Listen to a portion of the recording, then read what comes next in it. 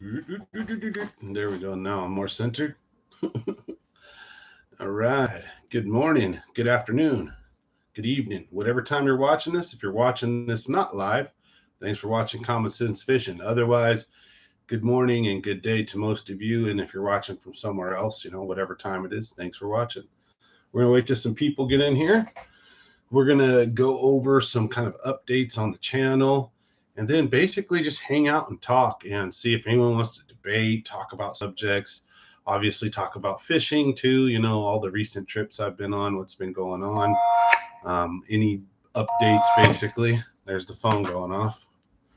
Sorry about that. I own a business, so the I do heating and air conditioning, so definitely gonna have the phone going off here and there. Let me try to silence it a little bit or turn that down to vibrate. There we go. All right. Well, should I just like sit here and stare at the screen, right? There's like guys that have gone, they go famous, I guess you'd say, for doing weird stuff like that, just standing staring at the screen or even leaving a blank setup. And you get guys kind of checking in. What is this? What's going on? Right. So I haven't been live in a long time. If you're new here, my daughter basically almost died last year. Uh, for all intents and purposes, she was dead. Basically, doctors just performed miracles. She actually did die multiple times, and they brought her back to life. She lost her leg. She has some memory issues. I've been flying back and forth between here and Oklahoma, flying her here. It's been a whirlwind of a year. Business is exploding, but at the same time, having all that financial responsibility and headache pop up, not to mention the vehicles breaking down, all kinds of stuff. We all go through life, right? So it's just been one of them seasons of mine where a lot of things did not go right last year. But thank God, work went right. So the money was there to take care of things as far as I could, not like wealthy at all, but at least I was able to go fly and see my daughter and be by her side through the hospital and go out and visit her for Christmas and fly her here to come visit for last summer and well, for this summer, sorry. But yeah, it has been one heck of a ride. So if you're new to the channel, thanks for watching. I'm Sam Matthews, Common Sense Fishing. Oh, Dirty Bassin. Hey, brother, good to see you on. So we're, really looking at trying to just revitalize the channel and to get back on, do these live streams. I'm thinking about trying to do, some more cool events, maybe giveaway stuff again, barbecue meetups, get-togethers, kind of work on some stuff like that to just rebuild up the community. I've been off for so long, but one thing I'll say that last year taught me is hold your family close, your friends close. Don't forget, internet land is fun. There's a lot of cool stuff that can be done on YouTube, on the internet, on X, on all that stuff where you can meet new people, have conversations, expand your knowledge, right? Learn about other fishing tips and tricks you wouldn't have known about, or even cooking hacks or whatever have you. The internet's pretty great for all that, but it's important to get outside, touch grass, live in the real world. And for those of you, there's a fishing channel that fish, right? That's one of the best ways to de-stress, to just get out on the water and relax. So we got old Dirty Bassin dropped in to say hi. It's a good friend of mine. So hope to see more people on here soon, and smash that like button. But basically, I'm just wanted to pop on, have a conversation. I got work I got to go to quite a bit later, but it's raining, it's pouring, it's dreary here in California. It's winter time, so a lot of people are probably either at work or you're kind of inside hanging out. There's some great fishing to be had right now, but unfortunately, I can't be fishing 2 days in a row right now because I got work today, which is a good thing, good problem, right?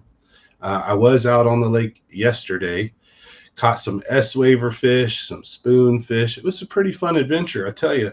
Fall transition can be really tough, and also really great too. So this is a time when those A rigs, jerk baits, swim baits, crank baits, top water, everything can work. Then you can go around and pound the bottom, throw a jig up in the 0 feet down to maybe 20 feet, and there'll be lots of fish sitting up there. Then you can take out over, like right now, there's fish in 40 to like 70 feet or so, and they're down there on the bottom. Mostly those 8 to 10 inch to about maybe 15-inch spotted bass. Like tons of those are out right now on the bait balls, and they're super, super deep. So when the bite slowed down, when the sun came out, and it's kind of like, kind of got tired running around chucking that swim bait all day and not getting bit for like the last 3 hours. It's like, all right, let's go. Went out, found some deep fish, dropped the spoon on them, throw the spoon out. Just having a great old time, me and my buddy Jeremy. So that's what we're doing. But yeah, that was yesterday. So anyways, fall transition, a lot of the time, especially on the bottom, those fish aren't going to be there unless they're really up shallow. The fish are moving, the fish are hunting, the fish are moving from spot to spot. There's a lot of moving going on. So a spot could be empty and then just explode in 5-10 minutes, 20-30 minutes, and then empty again. And all your bites or all your best fish may come in that window. And it's extremely important, especially if you don't have live scope, you can't follow those fish. You don't know which way, did they go left? Did they go right? Are they headed up or down, right? And you're just like, they were here for a second. Now they're just ghosts. They're gone. You can drive around and try to refine them, but the second you find them and stop, try to fish, they're just moving again. It's almost like luck. They just happen to come into your area. That's why it's so important to pick good areas. Understand where the fish are going to move to in these fall transitions. They're going to go to ambush spots. They're going to be chasing bait. They're going to be following bait balls. If they're in the lakes, they're going to be chasing the trout plants, lake turnover. All this makes a big change. Whether or not they're going to be going after the crawdads, what time of year, what type of bottom, all that good stuff. So fall transition can be where you can go out and catch fish doing almost everything. So you can throw every lure, and if you throw it long enough, you're going to get a fish on it. So you can literally just go out and catch fish on 10, 20 different lures. Might not be the best day, but you can also have some really good days because the fish are feeding, they are moving. It's just tricky. And then sometimes those giant largemouth right now, I'm seeing them. They're just pretty much sitting in 0 to like maybe 15 feet of water, 20 feet of water max. And they're all up on big structure, giant rocks, laydowns, logs, trees, anything you can think of, docks and marinas, whatever, to kind of wait and just rest and maybe digest whatever food they've eaten, but for the next meal where they're going to hit the next meal. So, and those fish right now, lakes, at least in our area, California, Central Valley right now, the lakes are crystal clear. So you're seeing, 15, 20 feet deep, and the fish can see you in that same kind of angle. So it's almost like this, the second you're cruising around the shore and you're fishing, and you may have made a cast or two and had a giant bass follow your lure, didn't quite realize it, might see in shadow, right? Or you just reel your lure, and next thing you know, there's an 8 to 10 pound bass just staring at you, turns around and swims off.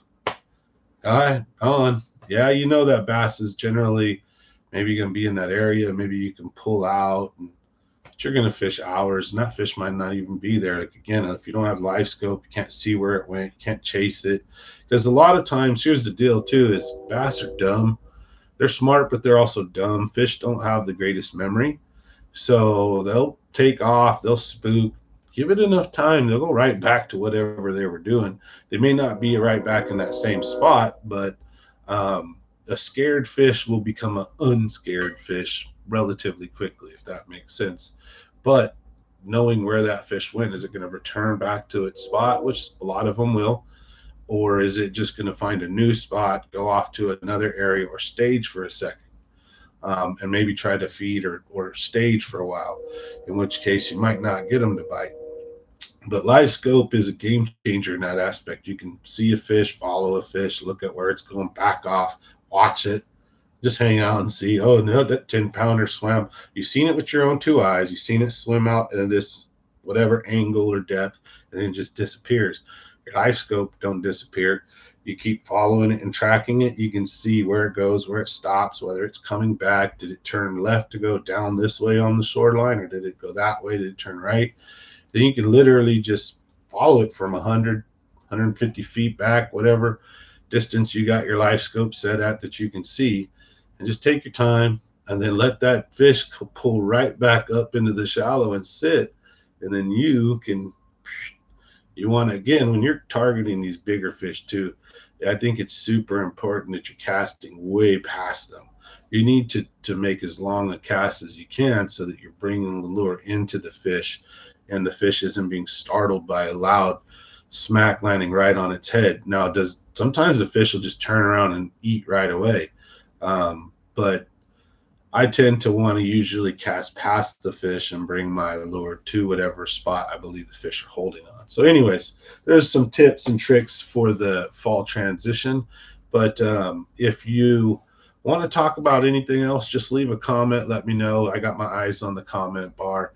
So if we get more and more people in here, we can talk about whatever you guys want. We can talk about cooking, money, economics, politics. I don't care. I'm in a hangout mood. Just wanted to kind of chill, got some time to kill, see if we can get some people in here to have a conversation. And if not, and you're watching this down the road, well, hopefully, you're kind of enjoying some of the information, I guess you'd say, about fishing, what's been going on the channel, my life, and what I plan on doing. So, uh, at this point, I really, like I said earlier, want to revitalize the channel a little bit, put a little more time and effort into it. Maybe look at slowing down, because I've already been slow this last year. I didn't push out a lot of videos with what happened with the family and all that. So maybe focus on better content, right? Is like is as good as I can get it. Um, Meaning like better editing, uh, like plotting it out like a book or a story, like what's the subject, what's the topic, like what are we gonna discuss, and what are the key points we need to discuss, and how are we gonna do that? Or if I'm on the lake, what are we trying to convey, or like just show or teach and learn about together? Because one thing is I'll never act like I'm some super duper fisherman. I'm just an average Joe fisherman out on the lake having fun, sharing my experiences, what works for me.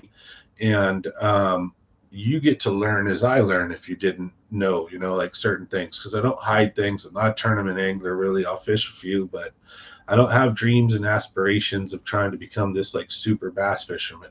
I would love to be a super bass fisherman and do it for fun and share that love. And if I can make money and build a business doing that, great. But my main thing, I already have a business. I do heating and air conditioning. I'm busy as heck. I'm a contractor, and the sky's the limit. I could turn this business into $100 million business, and get a bunch of trucks and vehicles. It could be all over the place, multiple states, even get contractors licenses and plumbing and other factors, do solar.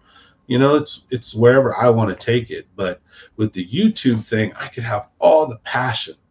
I could have all the desire in the world to try to build it, and I can smash my head on that wall 100 million times. But just so far, it seems like either the algorithm hasn't found me, I'm not doing a good enough job, or just it is what it is, because there's so many creators, right? So I'm not in any delusion that I'm going to be like Milliken Fishing or Lake Fork Guy or Tactical Bassin, right?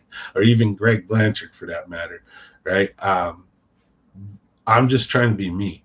So that's honest, open, um, sharing, caring, right? We do a lot of cool stuff on this channel. I don't do giveaways just because I'm trying to buy viewership. I do where I take care of like homeless people, and I take care of kids for Christmas. We keep doing that. Last year, we weren't able to do that the last year or two. COVID really put a damper in things. We did it for a few years after COVID, but I really had to focus on my family, my business, what happened with my daughter.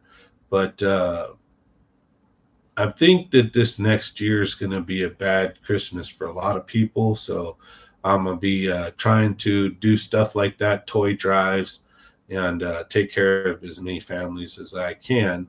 Um, so we do a lot of fun stuff here.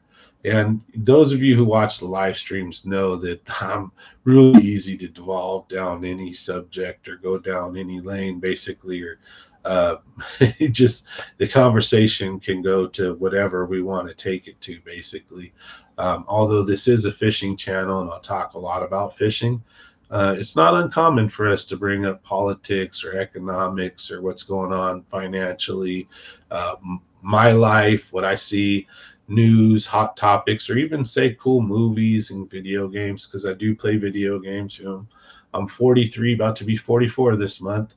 It's November 13th as we record this, so my birthday's coming up in roughly 2 weeks. So right around Thanksgiving, we're gonna go to Vegas for my birthday for a few days. Me and the wife, looking forward to that. But we talk about a lot of fun stuff. So, anyways, I would like to get some more people in here, and hopefully we can bring up some subjects, something to debate or talk about. Maybe you see things one way and you want my opinion on it, or whatever. I'm happy to just yap about whatever, because like I said, I don't have a ton of stuff going on right now. So whenever you're catching this, thanks for watching, and hopefully I'm able to hold your attention for a little while, right? Seems like we all have ADHD nowadays. You know, I've always had it. So my brain's like a hamster in a hamster wheel, constantly turning, and each little step is the different subjects, like the Wheel of Fortune, And instead of money, it's like different things. So topics. So you could easily go down tangents or talk about pretty much whatever you want. But sometimes it can be hard to stay on subject or on topic. But the older I got, the better I could control it, basically. If that's you feel like that, let me know. You ever been that way? Some people, have that problem. Some people don't, and there's another crazy fact I found out about is, was it almost half the people, or like some large amount of people actually don't have an inner monologue, meaning like I could literally shut up right now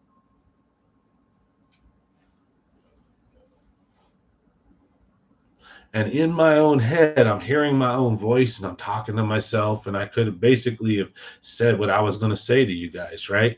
So a lot of people basically, when they can't hear themselves think, in a sense, it's not like you're hearing a voice, but it's like innerly you can talk to yourself and have conversations with yourself, like how you would pray to, say, like pray to God or something, and you're not saying the words out loud, but you're thinking them. And in a sense, you can hear the words in your mind, if that makes sense. The crazy thing is, I found out like half the people can't do that, don't have that. And that's crazy. If that's you, let me know. Like, how does that work? Like, how do you even like, how do you think? Like, how do you reason stuff out? Um, or does your brain just do it automatically? And I mean, like it's weird. I don't know. If you haven't seen that study or heard about that, look it up. It's pretty crazy that half the people don't have like an inner monologue. I don't know about you guys, but for most of my life, even recently, every once in a while, shoot, I start making theme songs up in my mind while I'm doing stuff or going about doing something. Or I'll literally start singing the song out loud, where I'm on the boat cruising around, chucking a crankbait, and it's one of them days you're catching lots of fish, you're having a ton of fun. I'll just like literally make up like whatever song I think would go cool to, like if my life was a movie and someone was watching it, like on a screen, like Last Action Hero, and you're living a movie, you don't realize it. I literally start humming the theme song. So I don't know if that's just me or or if you're like that. But anyways, like I said, see, there's that ADHD. But like I said, just wanted to kind of hang out and see if you guys want to talk about anything. Have you heard of aphantasia? There are people who can't picture things in their mind. I was having a conversation with a coworker who can't picture things, and I found it fascinating. Yeah, that's pretty crazy too. Like I can picture things in my mind. I can close my mind. I can think of stuff, and then so like in drafting. So I have a college degree, and I do heating and heating, ventilation, and air conditioning, right? HVAC. And part of one of our studies, or one of our things that we had to do, is we had to look at a 3D object and kind of spin it around, or see a drawing of it, like as if there were dotted lines for where stuff went through, solid lines for what you're seeing, and then able to translate that into an actual 3D object, or take the object and draw it. And you'd have to know what's on the backside, or picture it, like you're saying, like picture things in your mind where you can see like how the blocks, or how the angles, and how everything is, and then turn it around, and then look at like a diagram. So in reality, all you're seeing is like maybe an L, but on the backside of that L, it's doing all kinds of funny things. And then being able to picture that, like that's like maybe not the best example, but yeah, that's pretty crazy. what do you what are your thoughts on Charlie Kirk? Do you think it's a cover up? So here's what I think. I think that with Charlie Kirk, great question, is I think that most things in life, damn fly, there's like one fly in here bugging me. Most things in life, if there is a bad thing that happens, there are forces that will utilize that bad thing to push an agenda. They'll either use it for or against something or somebody, and it can happen on both or all sides, right? On whoever's doing something. So, particularly with Charlie Kirk, I watched the video of it happening, but I refuse to watch past, like, I don't want to see the blood and gore and all that. I've seen enough of that stuff in my life. I don't really need to see any more of that. And so I think two main possibilities is he was the main story that we're hearing is generally correct, and that some crazy dude shot him, who was dating like a transgender furry, right? And a lot of the transgender community knew that Charlie Kirk was going to be assassinated before he was assassinated. And so there begs the question, then, if that many people knew, and if that dude Tyler Robinson or whatever it was really that like in love with this transgender furry girlfriend thing, there's a high likelihood he's taking the fall for him thing. So like, for example, his boyfriend, quote unquote, whatever, is the one maybe that actually did it. And he's kind of taking the fall, or maybe it was both of them, because there's some timeline. So thing about it is there's some timeline things that don't add up. Now, when you talk about like, when you go down the Jewish conspiracy route, look, Mossad was there during 9/11, and they recorded it. They knew it was going to happen.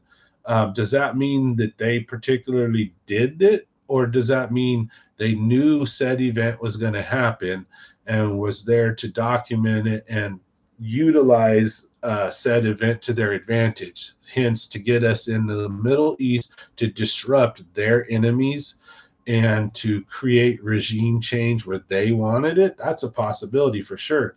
And I'm talking about like 9/11 right now. As far as Charlie Kirk, I have no clue, and I don't think the Jewish powers that be, I guess you would say, would want to like intentionally stir the pot or bring such a focus down on them by such a stupid, needless killing of such a. Now, could it be? Who knows, man? Life, let me tell you this, life in the world is way crazier than what you think. So when you see movies or when you hear conspiracy theories, what's going on is probably 5 times worse. So let's read your guys' comments. I have a background in software development, and I always need to picture things in my mind with vectors and angles, but through the parameters on screen. So I get what you're saying. Yeah, exactly. So I do heating and air conditioning, obviously, but I was going to chase an engineering degree, and I know like like I even software stuff too, but I make it certain. I didn't go too far with it, so grams and stuff like that too as well.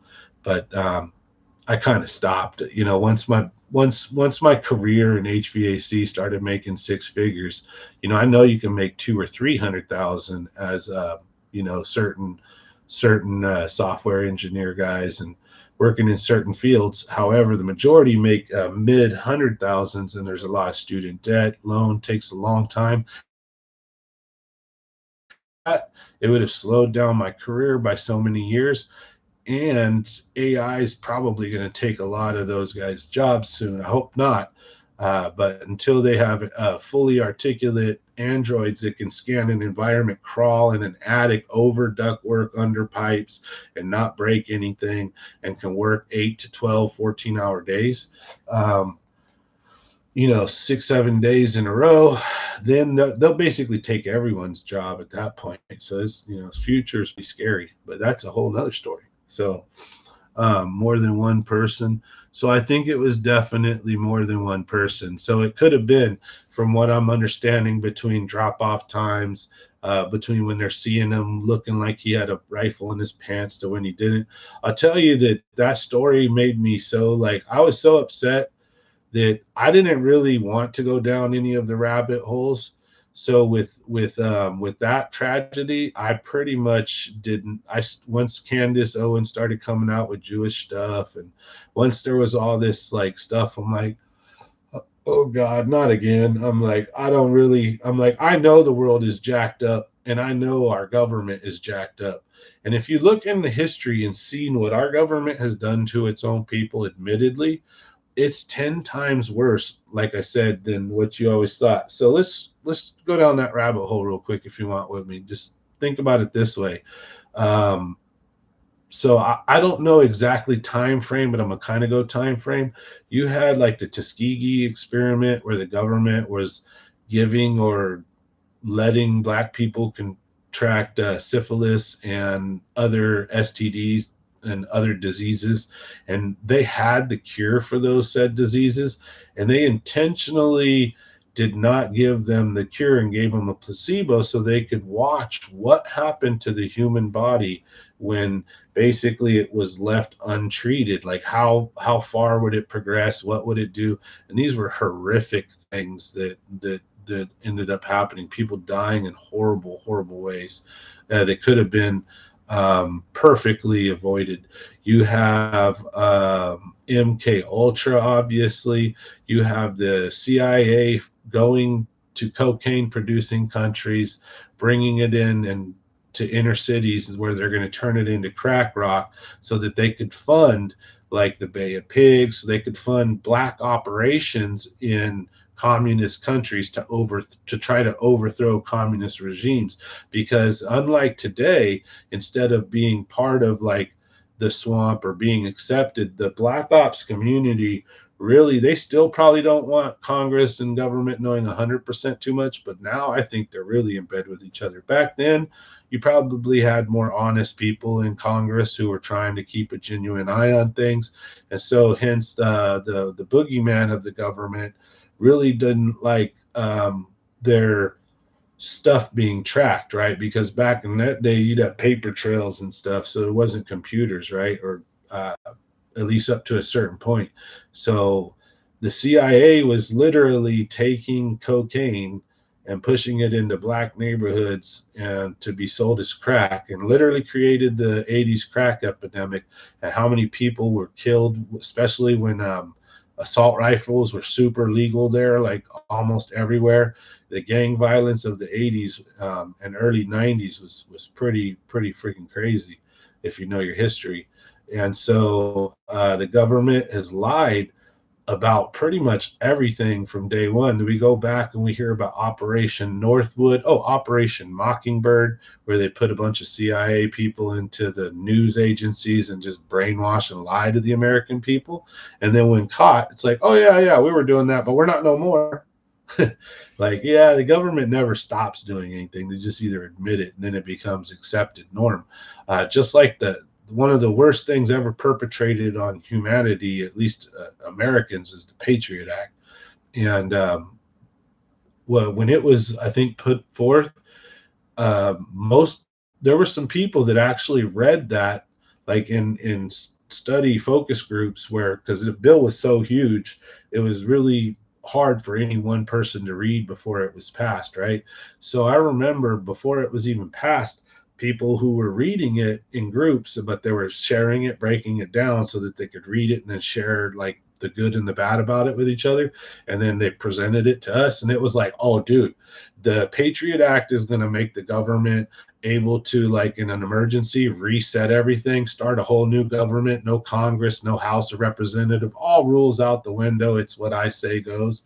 Like, like it's insanity. Open the door for all these data centers. They're recording every phone call, email, text message, anything and everything you've ever said and will say from a long time ago. You know, once they started creating the capabilities, they have it all. So in 20 years, your little grandchild, who's been a perfect little child, worked their butt off their whole life, wants to be a CEO of a special company or creates a business or something very important, and it's at odds with the government could then go to these data centers, look up your grandchildren's name, find every dirty, naughty thing they've ever said, text message, picture, and use it against them, to where in the future it will be the good old boys and only who and what they want getting in. It's going to be it's going to be a million times worse than it's ever been. Like I said, the Patriot Act is just, that one enrages me. So Candace Owens is definitely going down a crazy rabbit hole. Yeah. So, can any kind of political assassination be justified? That's a great question. Patriot Act and the Smith-Mundt Act.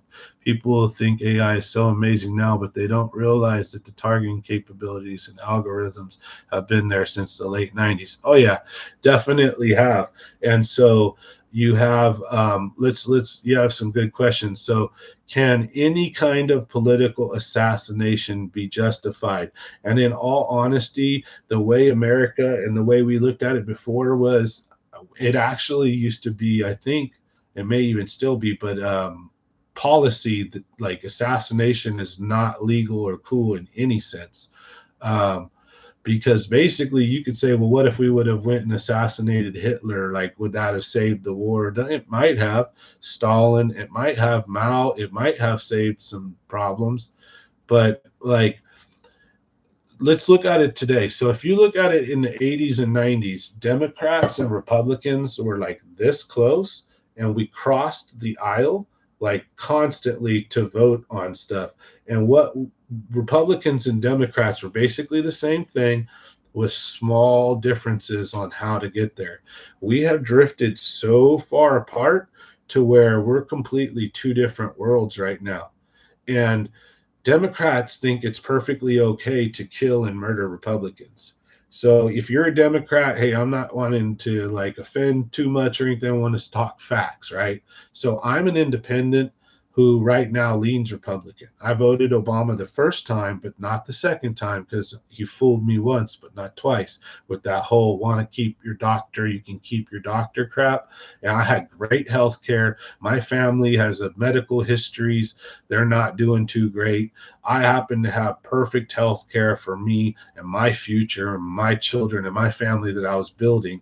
And it just all got the rug pulled under me by Obama. And the second term, I knew what was coming, and it was exactly what I thought. Bush, I voted for the first time. Second time, enraged after the 9/11 Patriot Act stuff. So it's been a consistent series of, basically, they say the pendulum swinging back and forth. But what's really been happening is it's almost like one side gets in, they start going all crazy. People are like, no, like, and then they vote in the other side eventually, and then they start going all crazy their way, and people are like, and then it's just, yeah, they say it's the pendulum, but it's getting wilder and wilder instead of less and less like it used to be. The pendulum used to just barely rock, right? Because we were so close together. Now we're so far apart, that pendulum's ready to rip right off and just wreak havoc to the whole situation. So, with that being said, at this point, if political assassinations were ever okay, at this point, you're starting to get people on the right, like, yeah, like what Biden did, it might have been better had he been taken out. With Kamala Harris, oh, if she would have got in, well, if we have a president like AOC or Mamdani, ooh, right? But then on the left, though, they're already saying that everybody on the right's Hitler, that we're fascists, that we're Nazis, punch a Nazi. But okay, so here's the deal. You're not supposed to incite violence, but they're like, kill the Nazi, punch the Nazi. And then in the very next breath, and they're like, they're the Nazis, right? Like, that's the most Nazi thing to say. Basically, we're supposed to be able to agree to disagree and be able to have discourse. We're not supposed to call each other names in these vile insults. We're supposed to look at each other first and utmost. So let's say you're Christian. First of all, you're supposed to be Christian, right? So you're supposed to not hurt people. You're supposed to not do bad things. But the biggest tenet is you're supposed to follow Christ and try to live like him, right? So anything outside of that, you're not going to really be, jiving with, but you're going to, live in a certain way. And now let's look at that. If you're not religious, it didn't matter. Back in the days, religious or not religious, your number one priority was you were an American, right?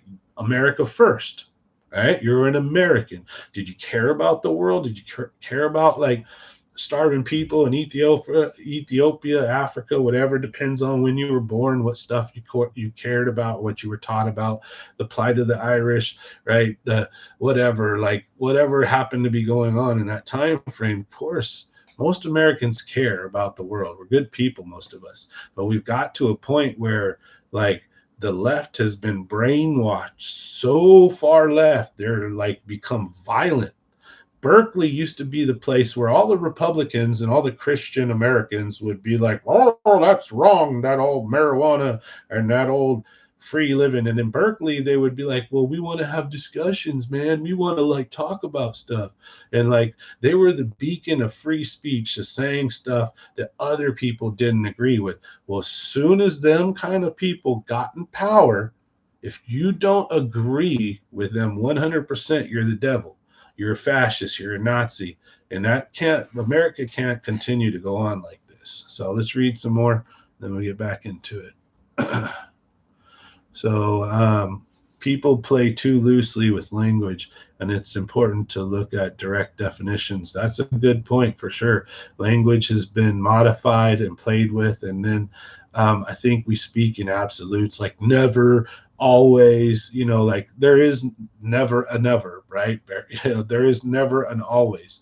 So like when we use our words, being careful how we select them and use them is super important as well. Good point. Do you consider yourself a man of religion? What do you think about the correlation of the pendulum swing? I remember as a child thinking the story of Sodom and Gomorrah to be complete fantasy. But if you go and you read history and you start looking at where Sodom and Gomorrah was, there's a giant meteorite impact right above the supposed sites that pretty much wiped them out. It's like, man, the more you start to learn about history in the Bible, the more you actually start to see that history and the Bible are pretty close together, and that there's a lot of statistical facts or reality, let's say, that back what the Bible's saying. But in certain instances, I think the Bible is used, can be used analogously. So analogies, it's not always quite literal. And that there were different books written by different people at different times. And so that even though the body of the church has came together to say, this is what we believe to be the Bible was ultimately written by man, which can, in my opinion, be fallible. But, and I don't think that humans at any given time, even, let's put it this way, if you read the Bible and you're religious, and yes, I'm a religious person, I would say I'm more spiritual, I'm religious, and I'm a Christian, but I'm also a open-minded person. I believe in science, and I believe that religion and science can be melded together. But until then, what I will say is I don't have the answers. I don't know. I just have my opinions and my theories. And I do believe there's a God. There's more to life than we can ever understand. And the idea of of sacrifice. So it's crazy. So the Old Testament, when you did some bad things or you had to atone for your sins, you had to sacrifice. But the idea was it wasn't just burnt meat. Like, in order to be a true sacrifice to be forgiven, it had to be something special, like your best stuff.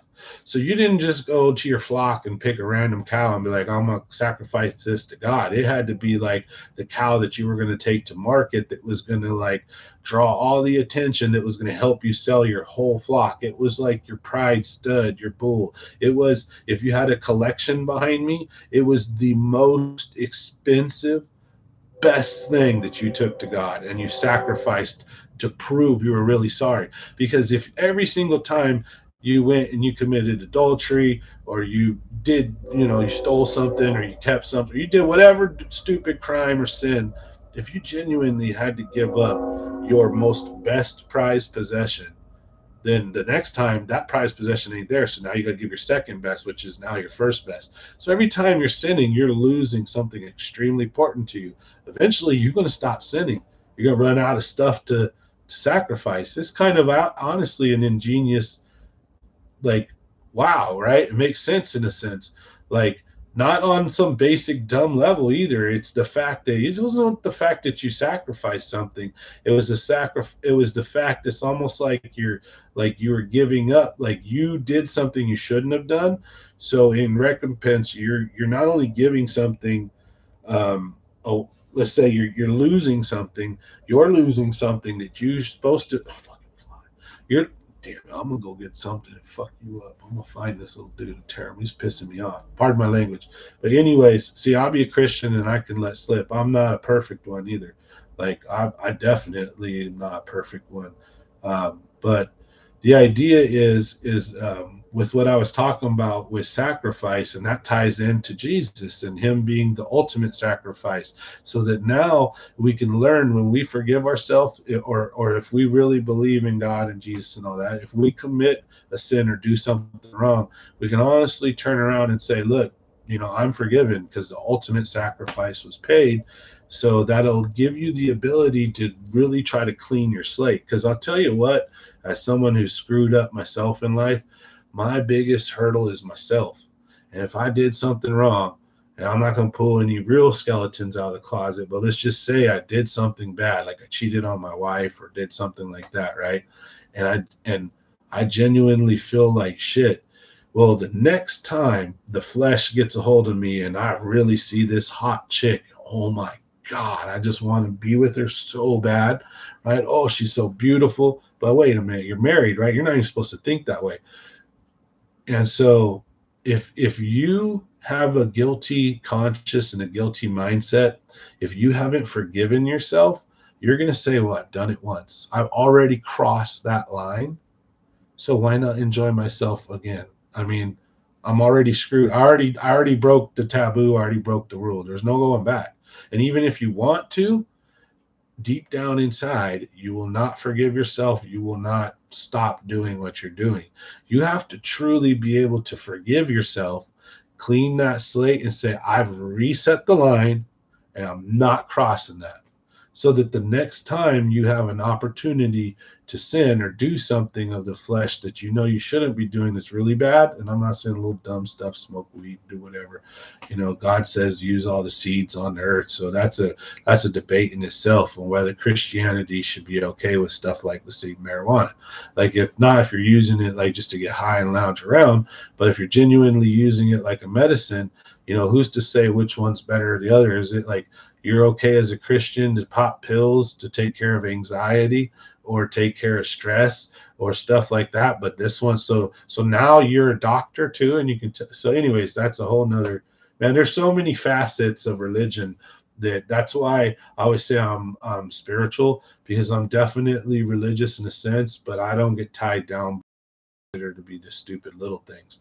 I don't want to sin and live a bad life, but the idea is I'm also not going to be like held to someone else's standards, only God's.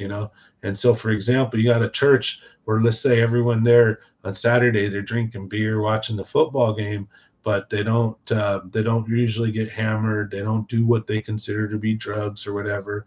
Or like I said, you got a church member who's, let's say they genuinely have a mental disorder, and taking some chemical concoction happens to help the balance in their brain and actually helps with their mental disorder and them become a better productive member of society. Well, like, you saying they're going to burn in hell for using a chemical concoction? Well, okay, they're not, because a doctor. Okay, well then why is this one okay but this one isn't? So there are true drugs, in my opinion, that obviously aren't being medically used, or even semi-recreationally slash medically, like crack, crank, you know, heroin. And even some of those do actually have medical uses in a sense, but we all know that the people using them aren't even semi using them medically. As you can say, a pothead uses weed to medicate mentally, let's say. So, like, yeah, they're recreationally getting high, but that's like their baseline. That's how they're not flipping out or stressing from any trauma or whatever they may use, or like an ADHD person using it to focus. But anyways, that was a tangent. But so thoughts on ramifications of Prop 50 passing.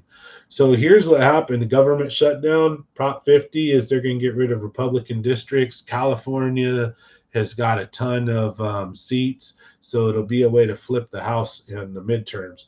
So when they flip the House in the midterms, they're basically going to obstruct Trump for his last 2 years. So nothing will get done. But we're screwed anyways.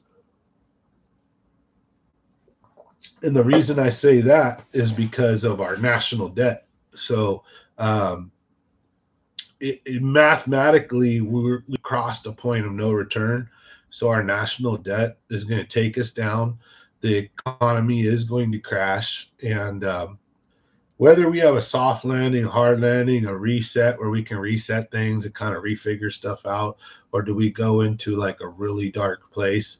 Because when we have these kinds of events, there's almost always one way history has proven that countries get out of major, not recessions, but like straight up into the world apocalyptic style depressions for those countries is war. So I believe strongly World War III is coming. Shit's about to hit the fan. The economy is going to crash. It's crashing right now. It's been in a process of crashing. It should have crashed sometime during probably Obama's term. Okay, like the 07, 08, which was during Bush. That's probably when the economy should have truly crashed, and then it would have been savable and resettable. We would have lost a lot of banks. We would have lost a lot of what do you call them? We would have lost a lot of businesses and a lot of powerful stuff, let's say, but we would have survived. And out of those ashes, new ones would have arose. The ones that didn't fail would have got stronger. Newer ones would have popped up. And that was our point, I think, to fix ourselves. Once already over, there was no going back. I've even said this in videos, but basically, saying my connection is unstable. Probably talking about stuff YouTube don't want me talking about. But anyways, Trump's, I called that what was going to happen is that the economy basically should have collapsed, right? So what's going to happen, in my opinion, is it's inevitable at this point. So the only thing is American people are stupid. Not trying to be mean, but most of us are. I don't consider myself in that group. However, most of us are, we're the masses, right? It's not the brightest bunch when you get a bunch of people together. It's just, it's easy to have mob mentality. You just, people don't think right. So anyways, what are Americans going to do when shit hits the fan? They're going to blame whoever's holding the bag when it happens, right? It's almost like the hot potato game. Like, everybody knows the potato's hot. Everybody knows it's a time bomb, but we're all playing the game, tossing it back and forth. And just once that timer hits, if you're the one holding the potato, you're going to be the one that America's going to look at and it's going to be like, it's your fault. So you have Prop 50 is going to pass, right? The Democrats are going to most likely gain control of the House in 2026. Then what's going to happen is the economy is been crashing, let's say, since COVID, and we've been printing like it's for sure been crashing. Everyone can feel it. So the stock market is showing the inflation. So just stocks are going up, everything's going up because we're printing more money. Money is supply and demand. But the average Joe's like, but wait a minute, gas has gone up from Trump's first term, it was like $1.50 a gallon. Now it's like $5 a gallon. It's gone. That's like 300, 400%. That's not 3 to 6% inflation. Fuck is wrong with you? You can't do math. When a package of bacon was 350 and now it's $8, that's almost a 200%. It's a 175 or whatever it happens to be percent inflation. That's not 2 or 3%, even over 10 years, right? That's insanity. When rent goes from 1,400 for a 3 or 4 bedroom house like here in the Central Valley to now $3,000, that's a 200+% inflation. Everybody knows it. Everybody knows it. So the economy is actually, you technically, even they just lie on the metrics and change. Like you talked about earlier, like you said, how we use our language, super important. How they determine, unemployment, how they determine a recession. And then when we're in a recession, they just technically change the definition so they don't have to call it one. And people are, okay. And the media plays along, and the average Joe's just a brainwashed fool. So you basically have, and bookmark this. I don't care if it's just 2 or 3 of you guys online, but I'm pretty sure I'm going to be right. Is that the economy has been in a state where it should have crashed a long time ago, right? That's when COVID really jacked everything up, shut everything down. And then when we turned everything back on, ignore this part, like, but graph go up, right? Yay, graph go up. But really, graph fell first. Now it's trying to catch up to, which it was still all a house of cards, right? So now, of course, stock market's booming, but everybody's screwed. And so, in my opinion, the Democrats during Biden's term specifically desperately tried to keep any talk of a recession, depression out, fumbled the numbers, fiddled with crap, and just totally kicked the can down. And as soon as Trump got in at the end of 2024, 2025, they start talking about a recession and a depression and the news, especially left wing, while Trump's over here trying to be like, it's the best economy ever. We all know it's not.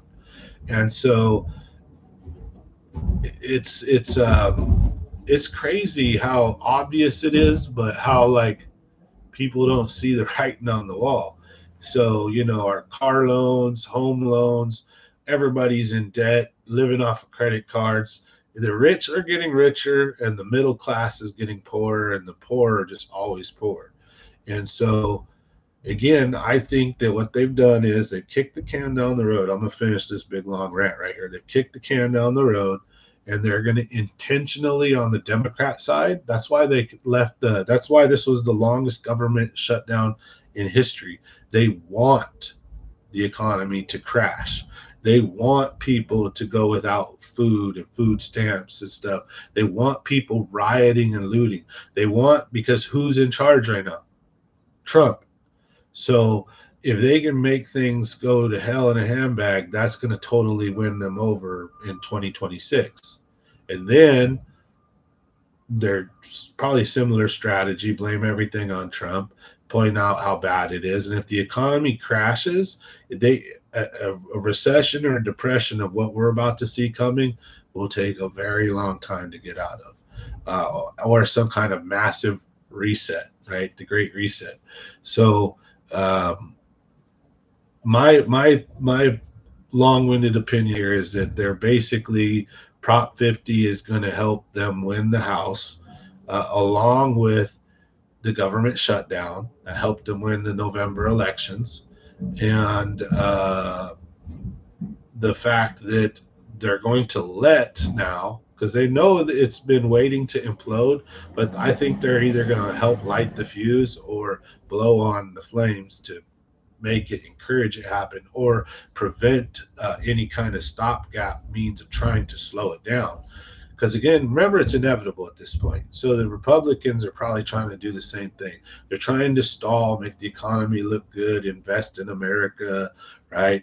And then let everything fall apart when the Democrats get in control. Then everyone's going to blame the Democrats. But I don't think that's what's going to happen. I think what's going to happen is 2026, they're going to win the House. They're going to obstruct Trump. And then in 2028, they're going to win the presidency. Now, Trump had the Senate got rid of the filibuster. They could be cramming everything right down the Democrats' throat. They don't need them one bit right now. They could just pass all the bills they want. They could do all the change they want. They have the House, they have the Senate, they have the presidency, but they're unwilling to get rid of the filibuster because they're saying that if we do this bad thing, then when Democrats get back in control, they're going to do it as well, and it's going to be 10 times worse on us. But the problem is they're going to do it anyways. So if we stay in control, if the Republicans, if Trump, if that kind of whole party, MAGA, JD Vance stays in control the next 10, 20 years, either way, like when it hits the fan, they're going to be the ones that look bad. And so, and if the filibuster is removed, I don't think Republicans will barely ever get back in power again until the country finally implodes so bad that it requires like a reset or people finally wake up. But as stupid as people are, I don't think that's ever going to happen. And then not trying to just blame people, it's also the news's fault for how they lie. And then our education, nobody's learning about economics, how important, debt is, and they're not understanding like debt surpassing our national defense. Like we're the country that spends the worst or the most in the world on military, and our interest payment alone. So like, if you have a loan, you have interest and principal. The interest payment on our loan alone is more than what we spend on our national debt. We are cooked. I hate trying to be black pilled. Now the outcome could end up being white pilled, like where we do reset, or we do basically have a World War III, but maybe we win it, or maybe there is no World War III. We get lucky and the world agrees to some kind of great reset, and we start over and we learn from our lessons. But what's the likelihood of that? So let's read some more.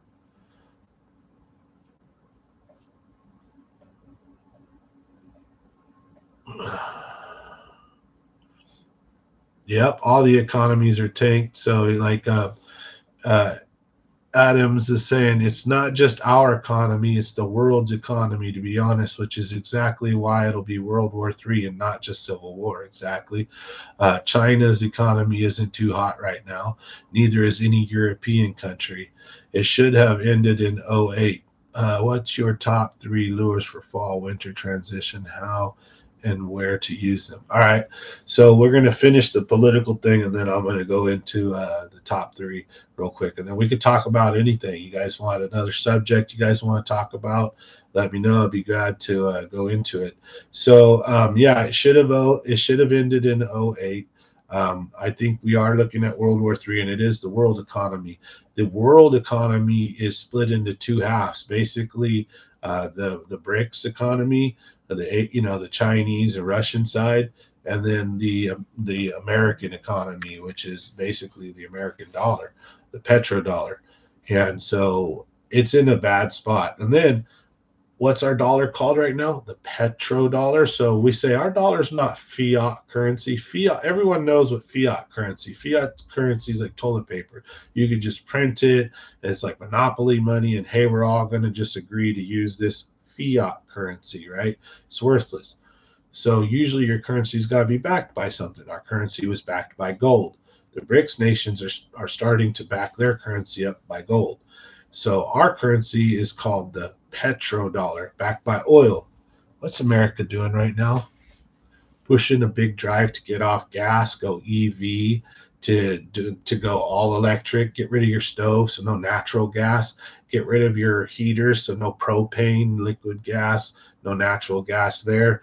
Get rid of your gas guzzling cars and trucks, so no diesel, no petro gas, all electric. And so if our dollar is basically a gas dollar, we're just taking a gun to our head and pulling the trigger at this point. Now, Old Dirty Bass, and great question. What are your top 3 lures for fall, winter transition, and how and where to use them? So you got to think that in the winter, a lot of the bass will be pushed into the backs of creeks and coves on bait balls and very deep. That's where a large portion of the bass will be. Now, your giant bass, a lot of those bass will be set up shallow still. They're almost always shallow all year round. They're going to be hunting trout, smaller bass, other stuff, crappie, bluegill, whatever. However, those are usually out deeper with the bait fish. So the big bass, they're almost always on main lake points a lot of the time. They go in, they spawn in the coves and stuff, but they like to set up on big rocks, laydowns, boulders, trees, and they can be in the backs of cuts and stuff too, but or halfway or wherever, but just big structure. Big bass are going to be on big structure. They like depth changes where they don't have to go swimming a lot, so they can go from 1 foot and maybe there's a long tapering point, but then there's also a real deep drop off, so they can go from 1 feet. They can go way out here and only be in 10 feet of water, so they got all this water that's shallow that they can see trout and stuff that come up and hit them, but then they can also move and then go down to really deep water. So bass like structure, the big ones, they're shallow a lot. And so you got 2 types of bass that you're targeting, either numbers or size, right? So for the fall transition, you got to think that a large portion of bass are moving. And that's going to be your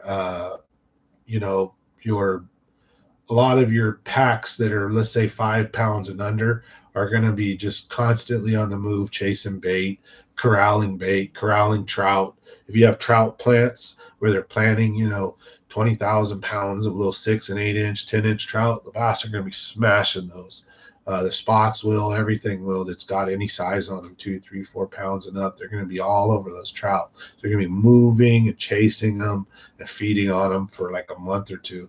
So that's why one of the best baits this time of year when we get low light, cloud cover, and wind is going to be an S-wave or some form of swim bait. Wintertime, I prefer a HUD, and an S-waver, depending on the conditions, but a HUD more on the bottom. The fish go bottoms more. Fall transition, the fish are up in the water column swimming around. So that's why I think S-waver, hard plastic jointed swim bait or glide bait versus a swim bait. So a glide bait basically versus a swim bait. Fall transition, I wouldn't be using a HUD or a Depths 250 or whatever. Well, out of my league a little bit on the swim bait lingo, but because I mix some of them up, but like a mag draft or something like a soft swim bait that's going to be on the bottom. Well, certain mag drafts, you'll swim them. They got the trebles on the bottom. You don't really want to let those grind on the bottom, but like a top hook HUD, a 68 or something, you're going to use, slow rolling it on the bottom. That's not this time of year. They're smashing around. So I want like an S-waver is probably going to be one of my number 1 top baits. Now, again, with these fish smashing and moving around, one thing they are starting to do is they're starting to school. They're starting to pull up on these bait balls and starting to push them where they want to go. So those bait balls are going to be down 40 to 90 feet deep, depending on the lake, the turnover, oxygen level, all that good stuff. So I like to use a big 4 or 5 inch flutter spoon, the river to sea spoon. Now, if you're fishing the Delta, I would switch that with probably maybe a jerk bait or a spinner bait. Fall transition would be like a big swim bait, a jerk bait, or a spinner bait. And then lastly, if like you're at the Delta, you are going to need a bottom bouncer. So you pick your poison. I'm either going to go with the very small Texas rigged with a small bullet weight Cinco or something. And then I'm going to, or go with like a drop shot, and you're going to fish that outside weed edge. That's basically where they're at, where the light starts to kind of disappear.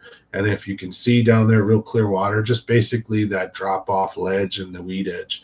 And they're, with that current moving water, bass are they're not always moving with the current like striper do. Some bass do run and move. That's why guys will chase the tide. But they're residential bass too. They just hang out on spots and points and feed at certain key times. So I would be doing that. But on a lake, I would have to say my key baits are basically going to be some form of swim bait, maybe a spoon or a jig. Another thing is they will be up shallow too. So you can toss a jig up shallow, but you can also toss that jig 40 to 80 feet deep as well and work that thing down there. So it kind of depends on location, but I would say for one, my number one lure of choice right now would be a glide bait. Number two lure of choice would probably be flutter spoon, river to sea. Number three backup choice would probably be a either like a jig or a Castmaster, an LV 500.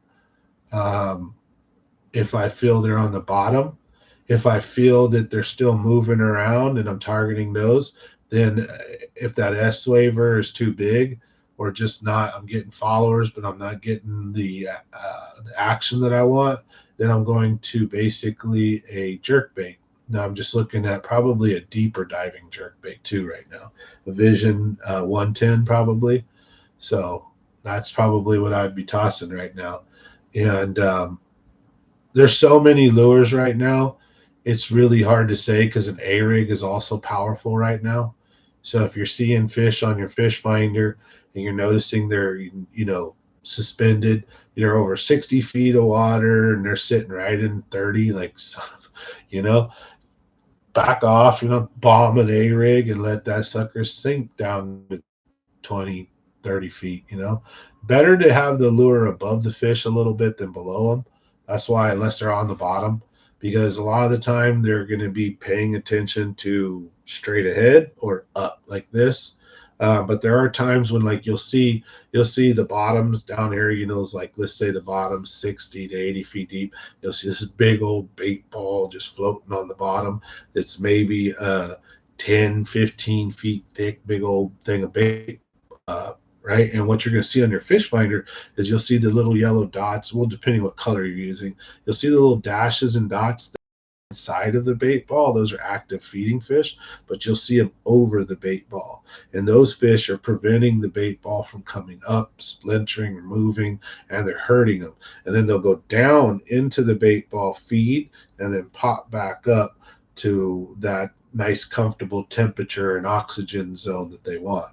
And then they'll go down and they'll feed. So when when you're doing those, that's why that spoon, that flutter spoon, cast it out, let it sink into that bait ball. And then say the bait ball is 10 feet thick, big old thick bait ball. I've seen them over 20 feet thick, but let's just use 10 feet. You're sitting in 60 to 80 feet of water and those fish are 20 feet off the bottom. You cast a big 5-inch flutter spoon, it falls past them, they watch it go down. They'll either hit it then, or when you're hopping it and moving it, the bait ball scattering and moving, it's drawing the fish's attention, and they're seeing your giant spoon just go all crazy down there. And they go into the bait ball to feed, so they'll go down into that bait ball and hit your spoon. And then you can also use it suspended, so you can just reel your spoon 10, 20 feet off the bottom and then just kind of flutter it and move it in, let's say, that 20 or 30 foot range you're going for. Really cool lure to use this time of year. But smash the like if you get a chance. Any questions, any topics you want to debate, talk about something? I got a lot of time to kill today, so I'm happy to be back on the live streams. So leave a comment or a question and we'll go down whatever rabbit hole you guys want. Yes, this is a fishing channel. Yes, I love talking fishing, but this is, at the end of the day, it's my channel and it's your guys' channel too, because you're subscribers and members here. So anything you want to talk about, I'm happy to talk about. Super interactive. Just leave a comment and I'll get to it and we'll talk about it. I'm also working on really trying to control my emotions and attitude lately about how I interact and talk to people, even those I greatly disagree with. I've really self-reflected, and no matter how much I think I'm right, I still, it ain't cool to call someone an idiot or stupid or, dumb, or call names. But if you're going to disagree on stuff, then make your statements or your disagreements about the subject matter, or like the topic or whatever you happen to disagree with. Like throwing names and getting emotional, it doesn't do anyone any good. And also, I don't think the community likes people yelling at each other. So I've got a TikTok. If you guys want to follow me, I'm over there on TikTok, and I think my TikTok's Common Sense Talks. It might be Common Sense Fishing. I think it's Common Sense Talks. And I got invited to a live stream. Did pretty good. We got a lot of views, and the host, though, would scream and yell at the other guy a lot, and it was drawing me in, and we were all screaming and yelling at each other. And I just noticed, we were losing viewers, and I'm just like, wait a minute, and nobody can probably hear each other. It probably sounded like crap on other people's audio systems and whatnot, to have us all hooting and hollering at each other. So, tone the emotion down, and we actually started having some really good conversations, and we were able to discuss some really good points. And we would basically, we were talking to try to listen. So we weren't speaking. What we were doing is we were listening to understand instead of listening to respond. So we weren't just waiting for someone to finish their piece so that we could spit whatever 2 cents we felt about the last previous statement out. Like you're holding the statement in your mind, just waiting for the person to shut up so you could say it. No, we're just letting the person talk and talk and talk and talk until, either they've stated their piece, or they've talked enough, and you're trying to say, hey, give me a moment so I can rebut that, or I can respond to that, and then, address it in a manner. Man, it just goes a lot smoother, wouldn't you know? To like go at each other's throats so much, even if you disagree. That's kind of like the biggest thing. I'm also on X as Sam Matthews 209. It was so cool. I got my X account back finally. They banned me for life. They banned me on X. I don't care what people say about me. They banned me 3 years ago on X, right? And they finally gave me my account back.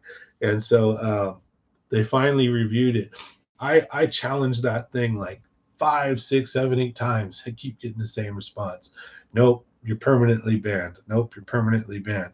So they finally ended up removing that ban. So now I'm back on X.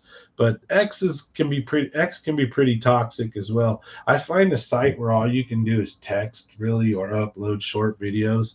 Kind of like you tend to devolve to, you just gotchas or name calling or making statements. There's not much of a conversation because it's text. So it's one text and another text and another text.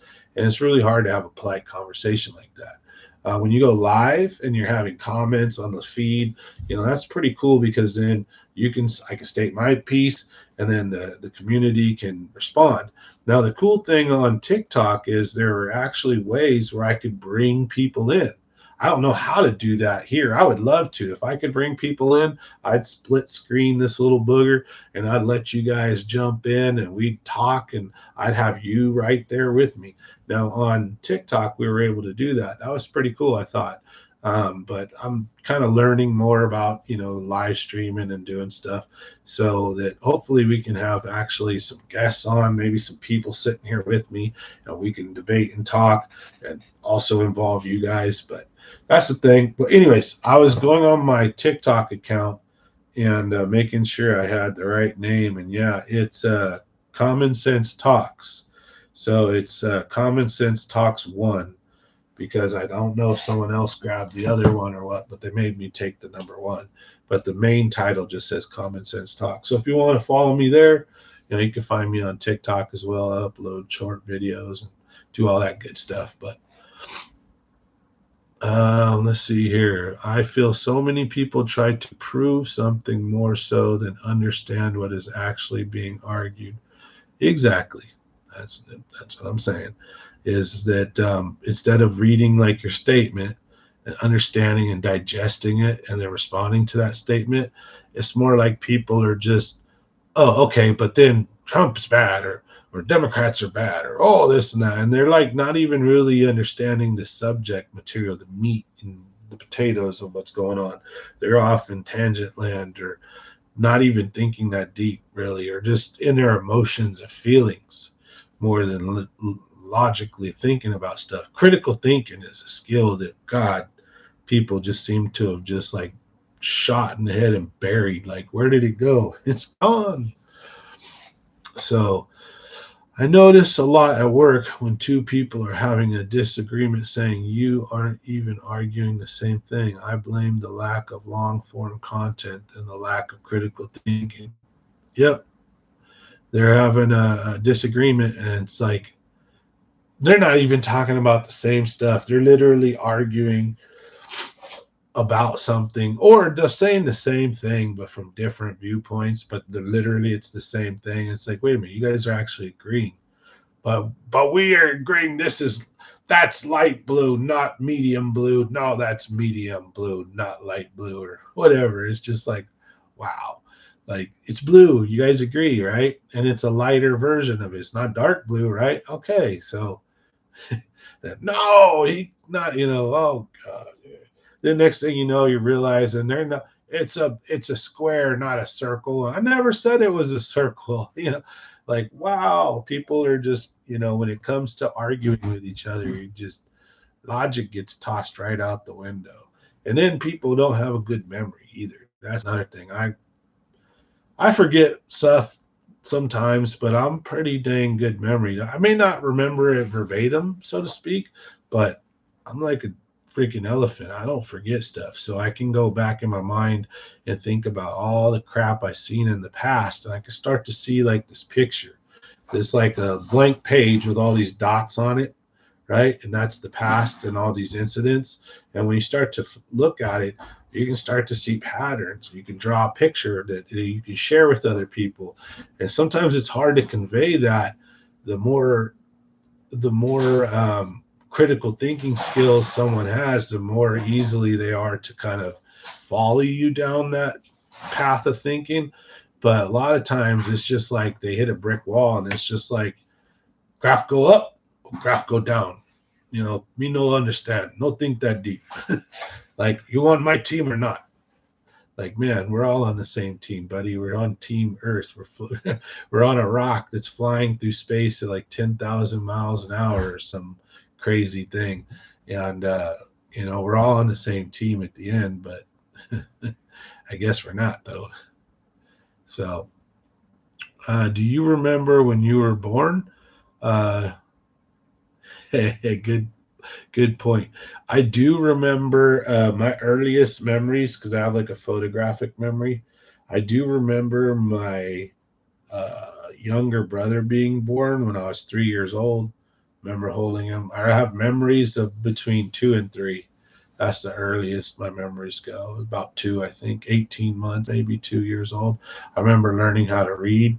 I remember being able to, I could read books like 2 years old, like small children's books. I could speak really well, 2 to 3 years old. I could speak really well at like I think I was around a year or something like that. Walking early. I just, was doing really good. All my milestones. I was able to. I remember a lot of them.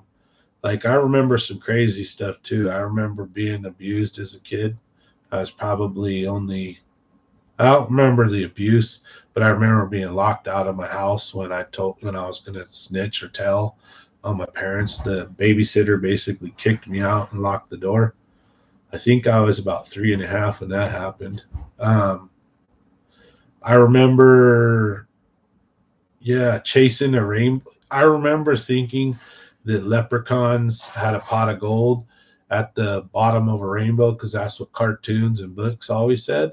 So I remember being like 2.5 or so and chasing a rainbow, trying to find a pot of gold, because I remember my family was kind of poor growing up. And you got to understand, I legit remember these memories, and I know how old I was because of where I lived at the time and when I moved, and like what ages I was, during those places that I lived.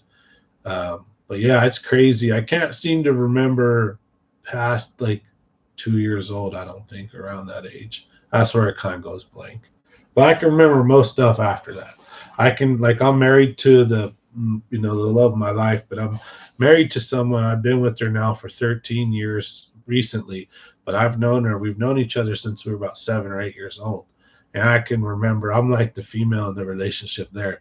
I can remember stuff that happened to us when we were like 11 or 12, and she can't remember what happened 2 years ago sometimes. So, but yeah, it's weird having a memory like that. So it's hard sometimes to convey the picture in your head or the memories all tied together when you're trying to explain like your reasoning behind why you feel a certain way about something, because you can look back and say, I've watched so here's in my opinion, the inevitable next few steps, based on what I've seen. And some people, are good at following you, and some people aren't. But I think the better you are at painting the picture verbally, then the better that picture gets across, if that makes sense. Big old long-winded rant, but but yes, I forgot something. I definitely have. Any other subjects or things, man? I love hanging out. I got something I got to go do, like literally 4 or 5 hours from now. I got a big open window. I got to go do a big old job out of town, but they're not going to be home till after 4. So I don't leave here till about 3, which gives me about 4 hours. And I haven't been on in a long time. I'm here to spend some time with the community, let you guys know that I'm here. I'm still making videos. And if you're new to the channel, thank you for watching. I like to try to build the channel. It would be cool to create a cool community and to create a little successful business out of something that is a hobby and something that you love. But the biggest thing too is creating a positive environment where ideas can thrive and where we can challenge each other and where we can talk about stuff, not just fishing. I know this is a fishing channel, but like there are channels like the Fat Electrician and other guys who started out talking about plumbing or heating or electrician stuff, and inevitably within so many years, next thing you know, they're pretty much just doing commentary like news or politics because people appreciate their point of view. And down to earth, blue collar guys who aren't here to try to like lie to you or push an agenda. You may not agree with me, but I'll tell you, man, I'm not some shill who's pushing something because I'm paid to, or like I'm brainwashed. I'm very independent, and I have very strong feelings about both sides. I very much dislike Bush, like very vehemently dislike Bush, his whole family, Cheney's. I don't ever want to see another Bush even in Congress. Like, go live your life somewhere, Bush family, and fade away from American politics. I hope to never see you again. Same thing with the Clintons, the Obamas, Bidens. Oh, God. Trump's, he's done a lot of good things. And you think he's better than what we would have got, but he's messed up a lot lately, too. Epstein stuff. Bunch of stuff that is just like, there's an old saying, never meet your heroes, right? Because, you think you're just some normal person and you live your life the way you live it. You look up to all these people you think are legendary people that built empires or did this or did that. The more you find out about someone, usually the more it just don't sit well with you, I guess. I don't know. Maybe that's true for all of us, but I'm an open book. I'll tell people. So like I'm constantly trying to change and better myself. So I'm not really going to lie or hide stuff. I'll tell you what happened in the past, what's going on now and what I hope to do in the future. Because, that's just how I am. I'm a yapping person, ADD, ADHD, like talking, but I like listening too. I like conversating. I like hearing things, learning things. I love reading books. So I'm always hearing voices, right? When I'm reading a book, You know, what I mean by hearing voices, hearing your own voice or hearing other people, right? Like communicating and talking doesn't always have to be done verbally or with the ear. Like we were talking about earlier, you know, you could hear an inner monologue or see an inner story. So like that's why I love books so much. Books, I can literally read a book. Now the writer of the book is directing me down a path because it's their book and they wrote it, but I have the imagination to fill in the details that they don't, or that when their character performs a karate kick on a dragon or whatever, I in my mind can tell what is he doing it right. They may not they because in a book you can't just 100% describe every muscle movement, every action, everything that's going on while something's happening. They explain the scene and your mind is meant to build it and fill it in. And that's the great part about it, having a good imagination, you know. Hey Ray, nice to see you on again, bud. Got to do some fishing, man. California area, you ever want to go fishing, man? Give me a ring. Look me up on Facebook, Samuel Matthews, right? Easy to get a hold of. Reach out. I love taking new people fishing, old people fishing. I take kids fishing. My boat's not huge, but I'll take, you know, 1 to 2 people on there with me. I prefer one at a time, but you know, so if you ever wanted to go get out on the lake, you've never been on a boat, you want to go spend some time, take your kid fishing. I don't charge. I'm not a guide. This is not like guide services. This is just like a friend taking another friend fishing type of thing.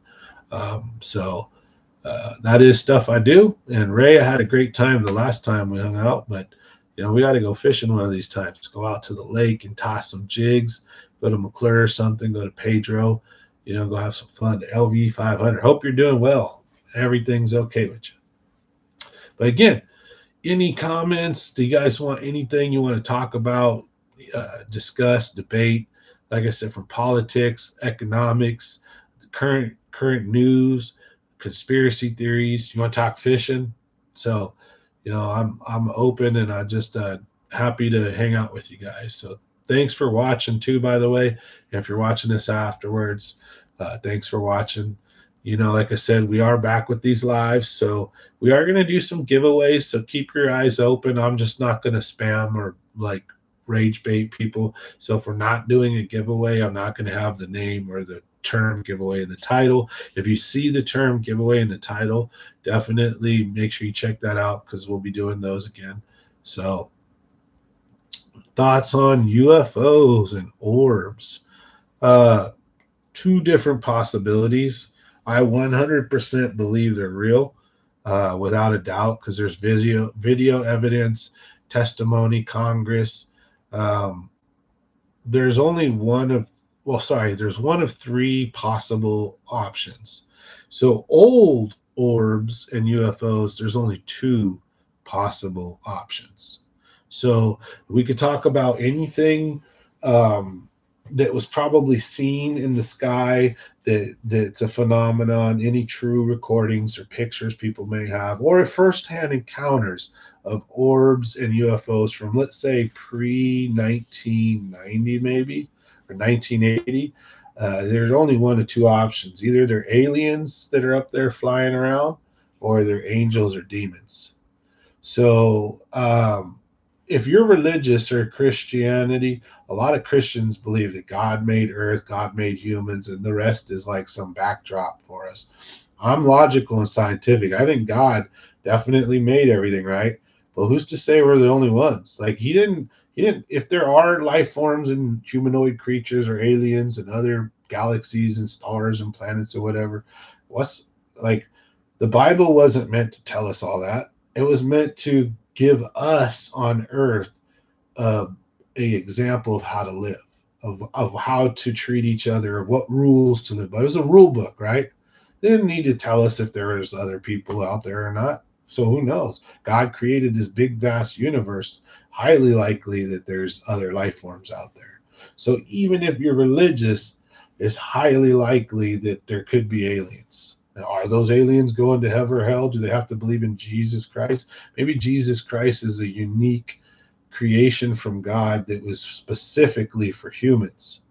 And if there's beings on another planet, then maybe they have their own unique way of interacting and worshiping and being involved with God, or not. Maybe God doesn't always pick, and maybe he's only involved with certain ones. Don't know.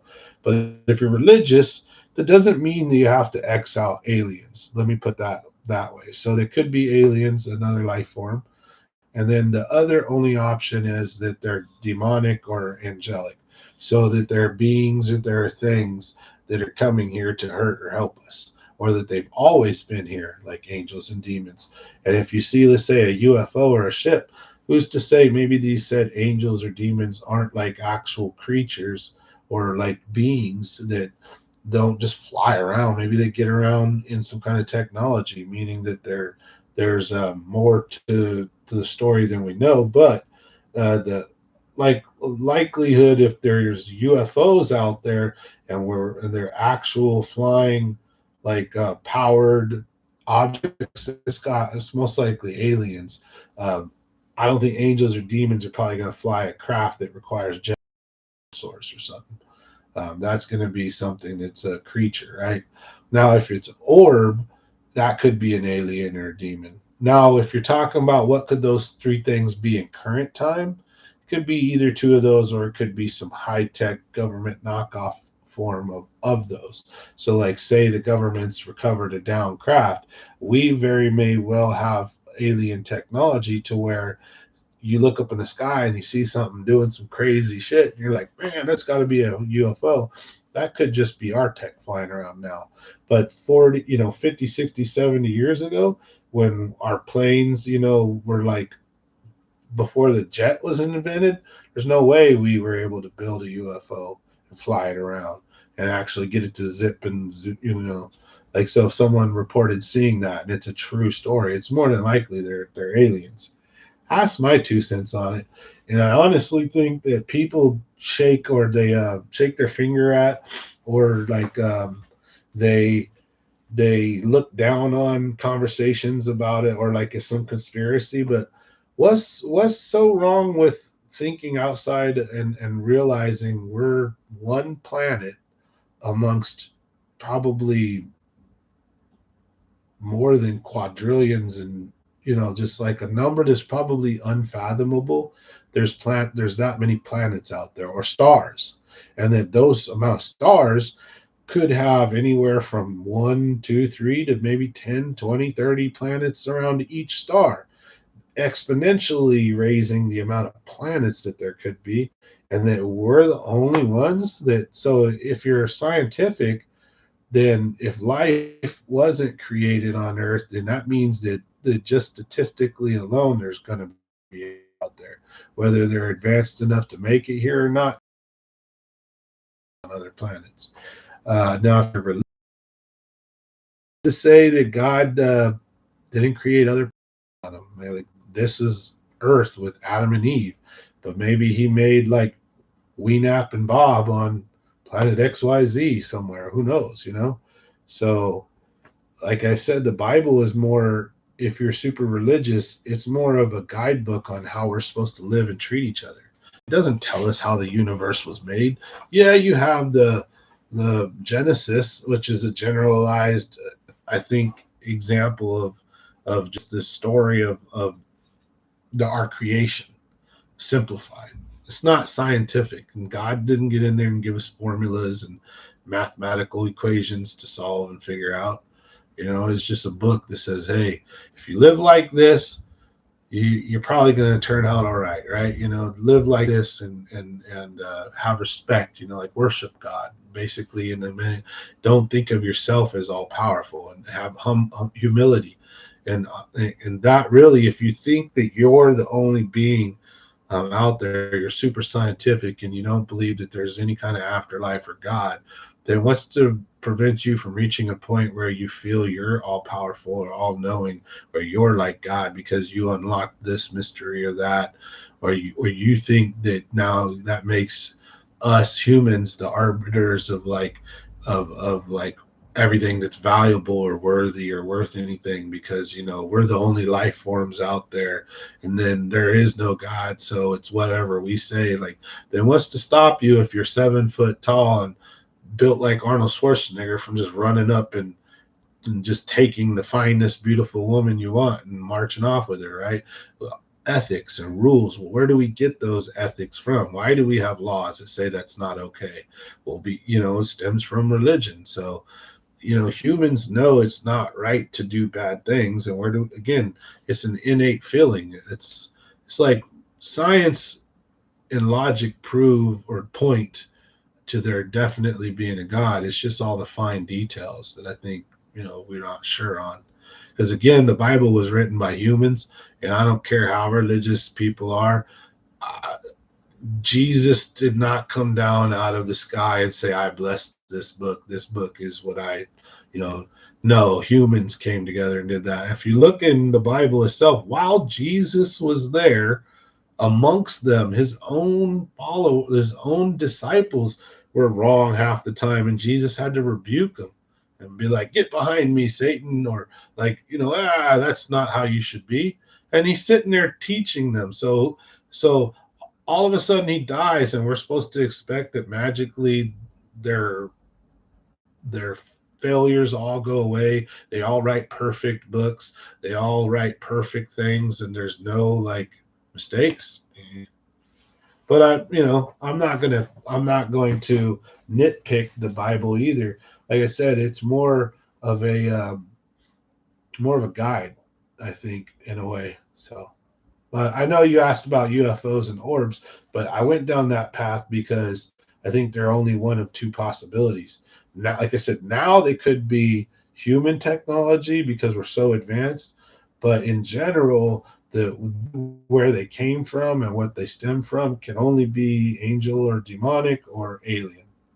It is or ancient human, which is same thing in a way, where like maybe there's a possibility that humans have been here a lot longer than we realize and think, and that maybe we've like self-destructed before, and what we consider to be aliens are just really old humans. I don't know. I don't mean like they've been alive for all this time, but like ancient civilizations. It's fun stuff to think about. Don't know.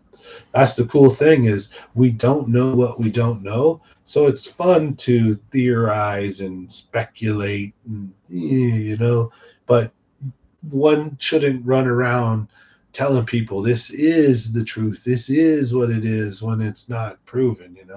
And that's what a lot of people do nowadays is, we run around and argue and debate with each other and tell each other that one is right or wrong when most of what we're discussing is literally theoretical. A lot of stuff in life, there's a lot of black and white, and then there's a lot of gray, and there's a lot of stuff we don't know, and there's a lot of stuff we do. And so a lot of people argue over stuff that is theoretical as if it was proven. You know what I mean? Because people get so entrenched in their way of thinking. I blame a lot of it on the news, our government. I think this was planned. Um, divide and conquer. We've literally become idiocracy and before my eyes. And I'm only 43 years old, and I've watched this country change dramatically from 1980 to now.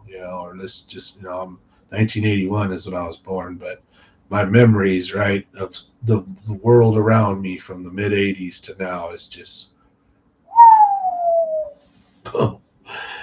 different, and the stuff you start to you see wakes you up, and it makes you question things. And so I think it's good to question things and to be inquisitive, but never to, unless you're really just hammering home the 2 + 2 = 4. Other than that, we should always have an open mind. We should have respect. And at the end of the day, if we don't agree, we can agree to disagree. You know what I'm saying? Did you know something about that guy who caught fishing out at bass during a kayak tournament? He had a kayak cut out on the back of his boat he used when taking pics of the bass he caught. Yep, me and a friend were just talking about that. And that's why I think bass fishing has to change. I think, kayak fishing is a really successful thing I think because it involves the masses and because it's easier for any Joe Blow to buy $1,000, $500 kayak and take his gear out there and have a chance in competing and having fun against other guys when you're not in the, these boats with 300 horsepower with all this fancy gear, and it's like you got the 90 horsepower little slow boat and you barely have no electronics, but this other guy you're competing against has TV screens all over his boat, can see in every direction, and can drive 3 times faster than you. You know what I mean? And has the money and resources to go out fishing with guides. They go out on all these lakes with the best of the best. And they got money and I think fishing also should be, how boxing is in a weight division, fishing should almost be in a money division too. Like, it's almost an unfair advantage when you have someone who's just rich with money coming out their ass and they can buy every specialized $600 lure. They can buy the $3,000 fish finders. They can buy the $100,000 bass boat.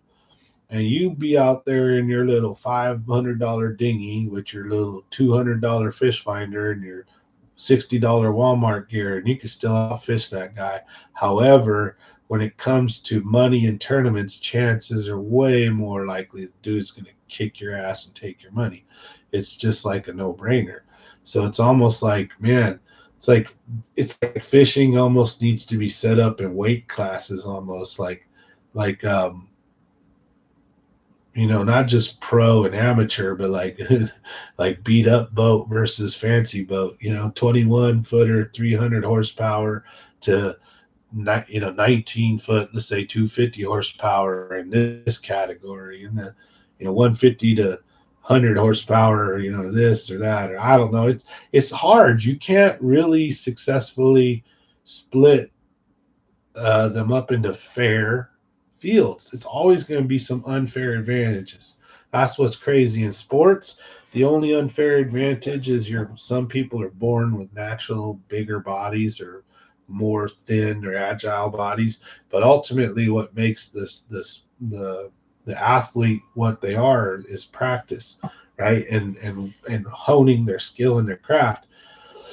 But if you're rich and you can go fishing 4 days a week, you're going to hone that craft a lot better than if you got a family and you work 6 days a week most of the time, and 1 or 2 weeks a month you do have 2 days off, and you weekend warrior it.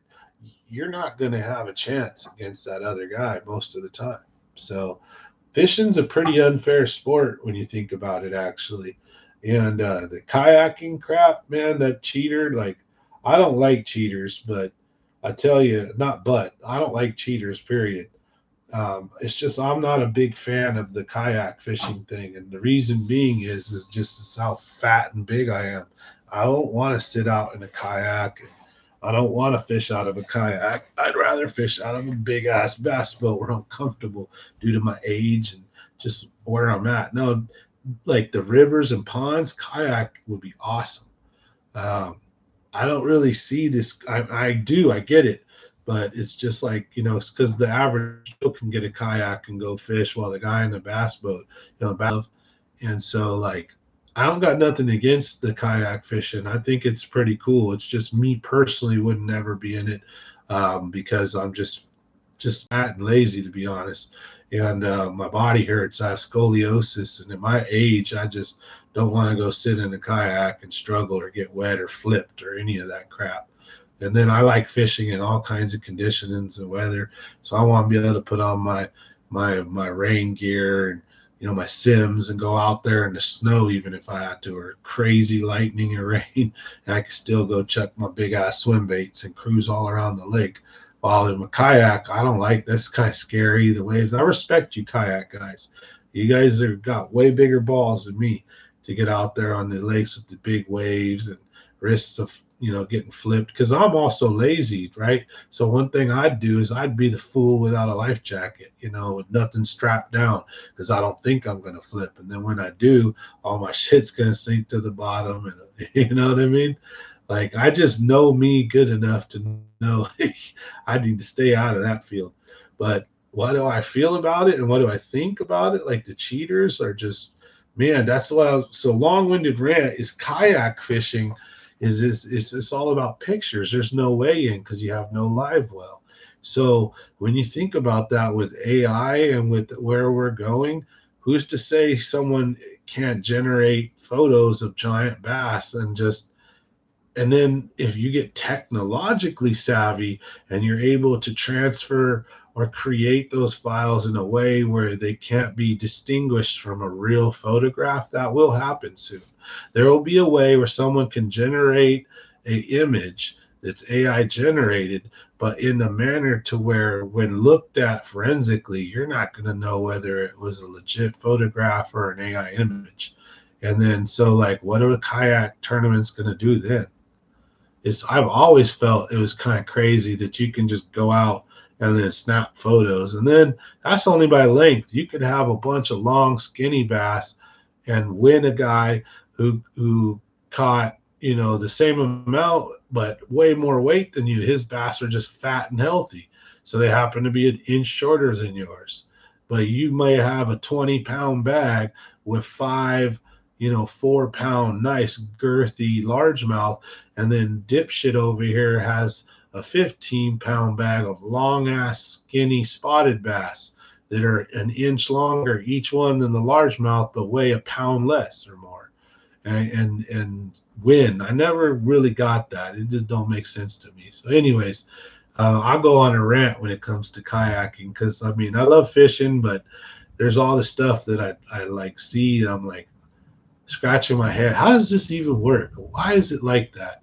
You know, just like in bass fishing on bass boats, I don't like driving. Why don't they have the weigh in down at the water and we can pull up in our boat, weigh the fish, and then release the fish right away? Less stress on them, putting them in baggies and walking them up long ass ramps or getting in a line that takes 30 minutes, having them out of the lake, out of the water, just sitting in your, live well.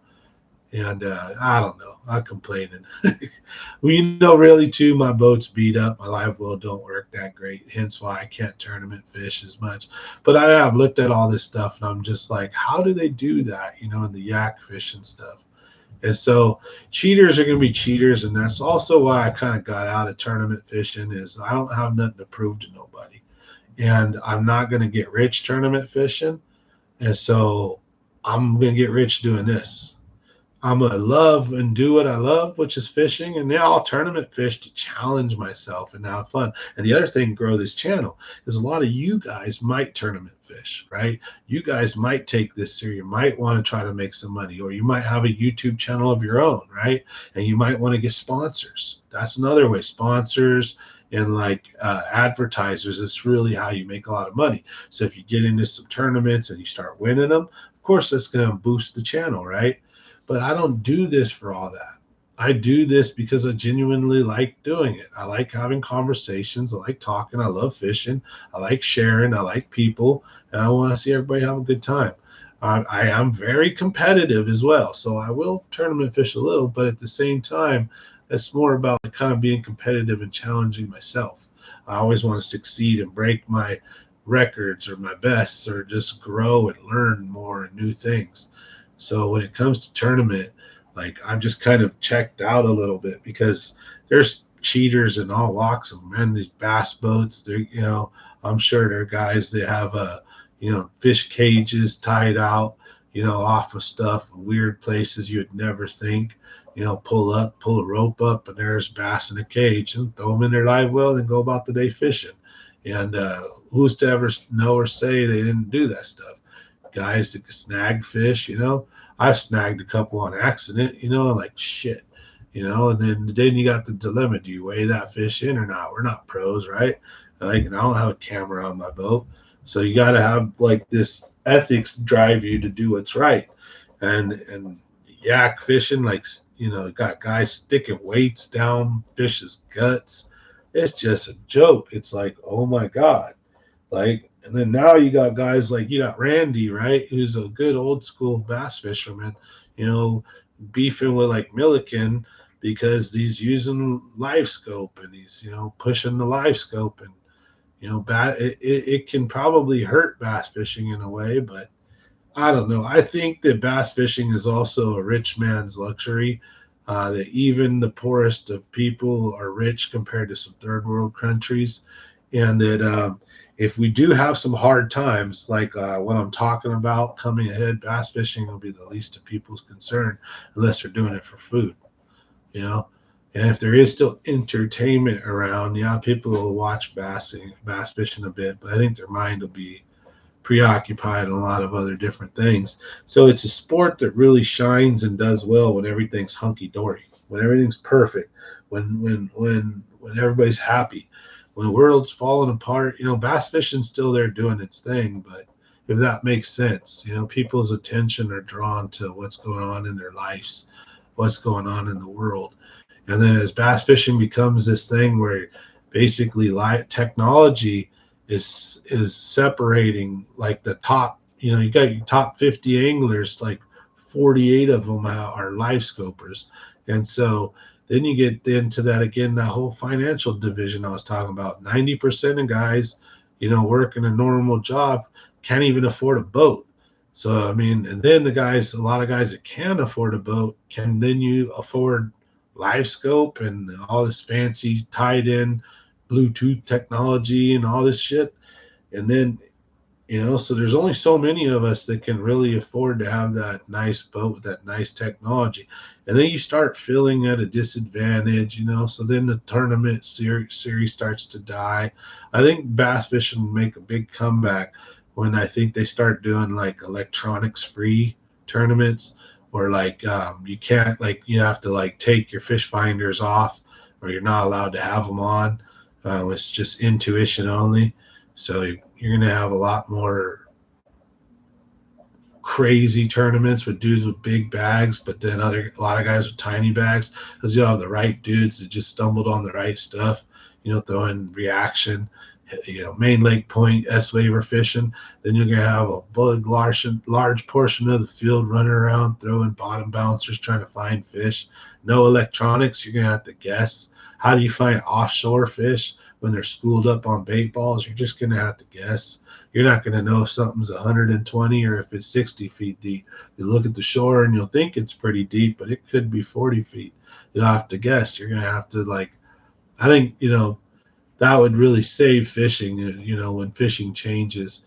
Otherwise, it's going to become where it's like a sport where people watch it more instead of do it as much. But I think that's why kayak fishing's done so well, is because the average Joe can kind of afford a kayak, and then if you're not spending 50 to 100,000 on a boat and you're only spending 1,000 on a kayak, well, then you may have that 3,000 or whatever to buy that fancy fish finder, right?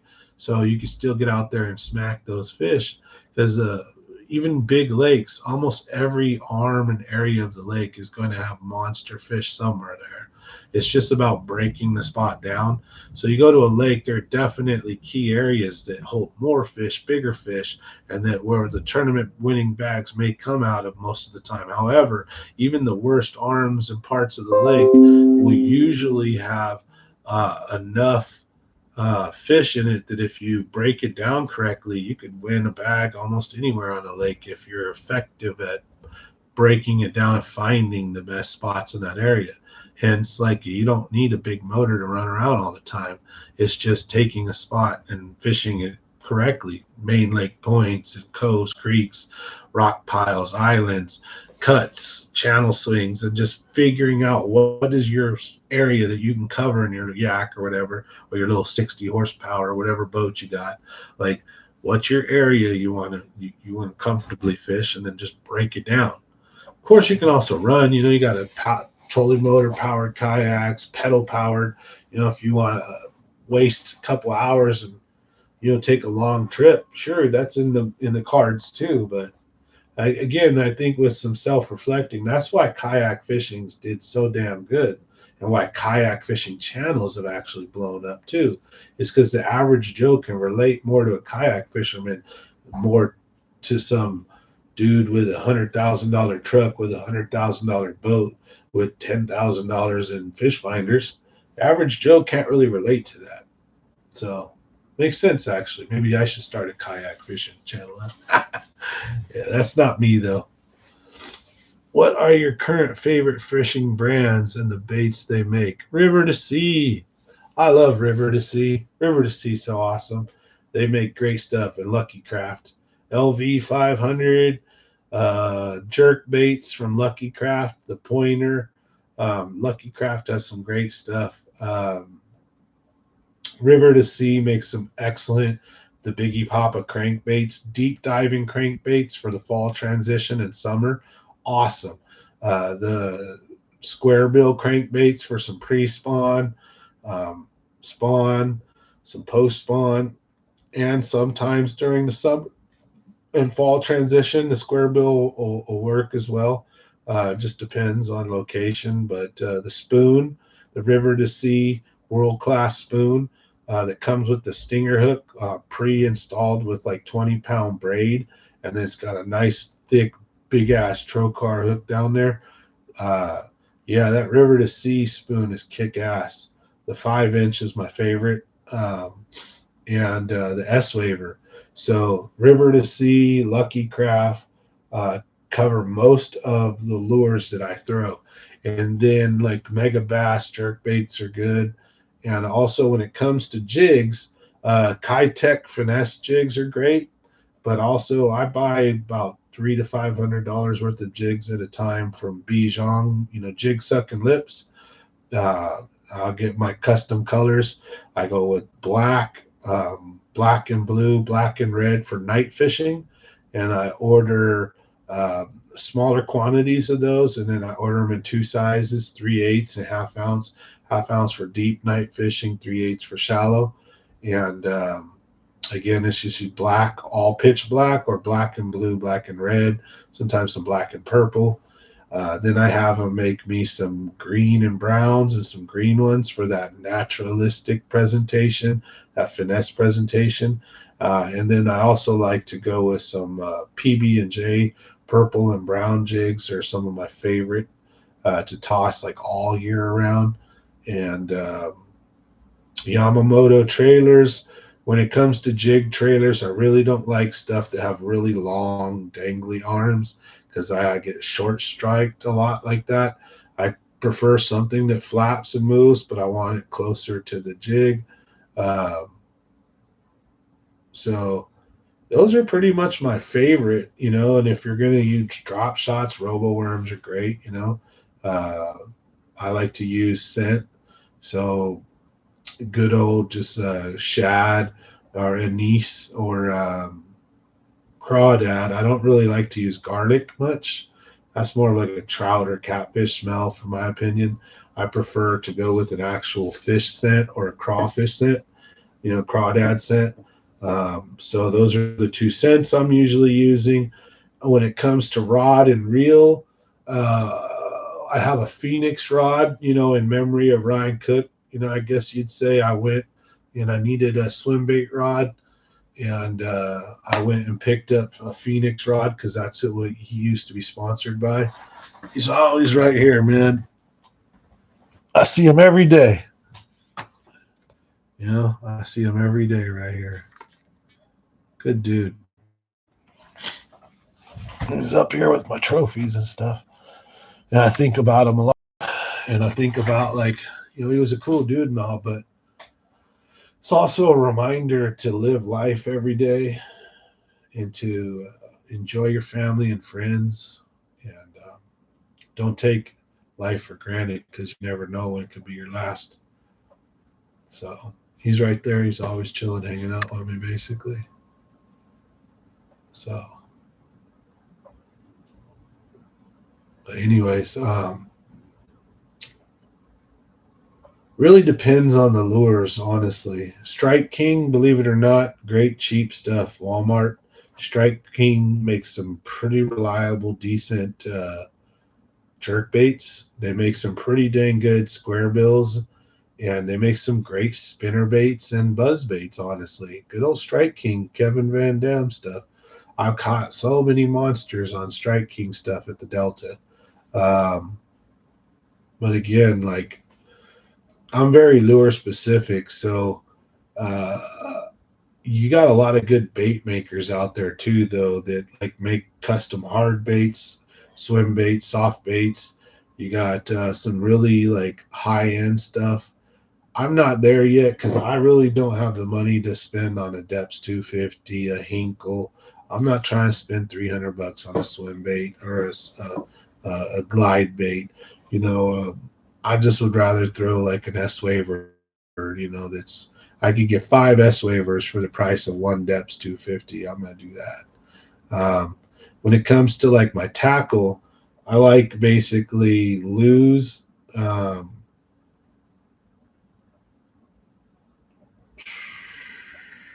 I like trying to think of God, the name's escaping me. Well, the Dobbins rods are all right, but um, man, what's that glass crankbait rod I have? It's black and green, and it's not Lose. It's a really expensive one. It's really nice. Damn it! Why is that? The name is escaping me. But really, like brands, I'm not. I guess you'd say I'm not really except for my baits, I'm not really stuck on any specific brands of reels and rods. I kind of use a lot of different rods and reels. Just depends on the application. I don't really have any DC reels yet, honestly. I don't have any digital brake reels yet. I haven't bought any. I've just gotten really, really freaking good with my thumb control, so I can flip almost any rod directly in the wind. Um, Almost any size bait, down to like except the small stuff. I can zip around with the bait caster now really good. So it's more about like just having some good reliable stuff, and then if it breaks, I don't need to like really worry about, okay, I bought a $600 reel or I bought a $500 rod and now my eyes screwed up and I need to stress, and I'll just go buy another $80 rod. As long as it's the right action and length and size. I've always kind of been like that. I use a lot of Walmart gear when it comes to rod and reels. Same thing with the line. It's just if it gets the job done, that's what I'm after. And I'm focusing on learning right now. So instead of being like, kind of guess the way I would say it is instead of being kind of like a particular about my stuff that I'm using, I'm more about learning to use the stuff. So I'll be super honest. There's some lures I just don't throw a lot of, and I'll give you a good example. I never throw walk the dog top water baits because I do not have the rhythm. I cannot do it with a bait caster. It's impossible for me to do the jerking action and the reeling action at the same time with my wrist. I can't. And so like when I use a jerk bait, I go jerk, jerk, and then I reel. And I go jerk, jerk, and then when I jerk, my hand comes off the reel every time. So I go jerk, jerk, and then go over to it, reel, and then jerk, jerk. Or, so even my fastest jerk bait I could do is literally like jerk, jerk, and then I can't be like I can't do the both with a bait caster. Now with the spinning, I can because I'm holding the rod. I do like this goofy foot, so like a skateboarder. So when it comes to spinning rods, I hold the rod in my right hand and I reel with my left. And when I use a bait caster, I hold the rod in my left hand and I reel with my right. So it affects what lures I can throw. It takes a lot of practice and muscle memory to be able to overcome and learn how to do that. And so so like my whole life fishing wise, I'd rather do what's comfortable and go catch fish instead of go out there and struggle learning something and not really catch much. So what I've been focusing on doing a lot lately is learning. Honestly, is just learning how to do things that I've never really been comfortable with before. Oh, these stupid flies are pissing me off. Um, and so that's what I've really been focused on is just getting outside of my box, throwing these big glide baits, swim baits, throwing some top water that I'm not usually comfortable with, getting used to using bigger gear, bigger rods, what speed reels, high speed reel versus a slower speed reel. Instead of just going out and kind of doing the same stuff that works for me, and then really worried about like, okay, well, what type of jig do I use? I don't care. I'm just using a jig, right? Or what type of swim bait am I using? I don't care. I'm just using an S-Waver. It's just getting good with the lure. And then once you get good with the type of lure, then you start to realize there are differences in the brands and types. And then you start honing down what type of lure, like in brand, you really like. For example, when it comes to a rattle trap, so to speak, or a vibe bait, right, or whatever they're called, rip bait. You have an LV 500 is very heavy, right?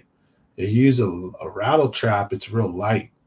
So an LV 500 falls like a jigging spoon, real straight, right? A rattle trap falls more like a flutter spoon. And then when you pull it, but then when it falls, and it falls slow. LV 500,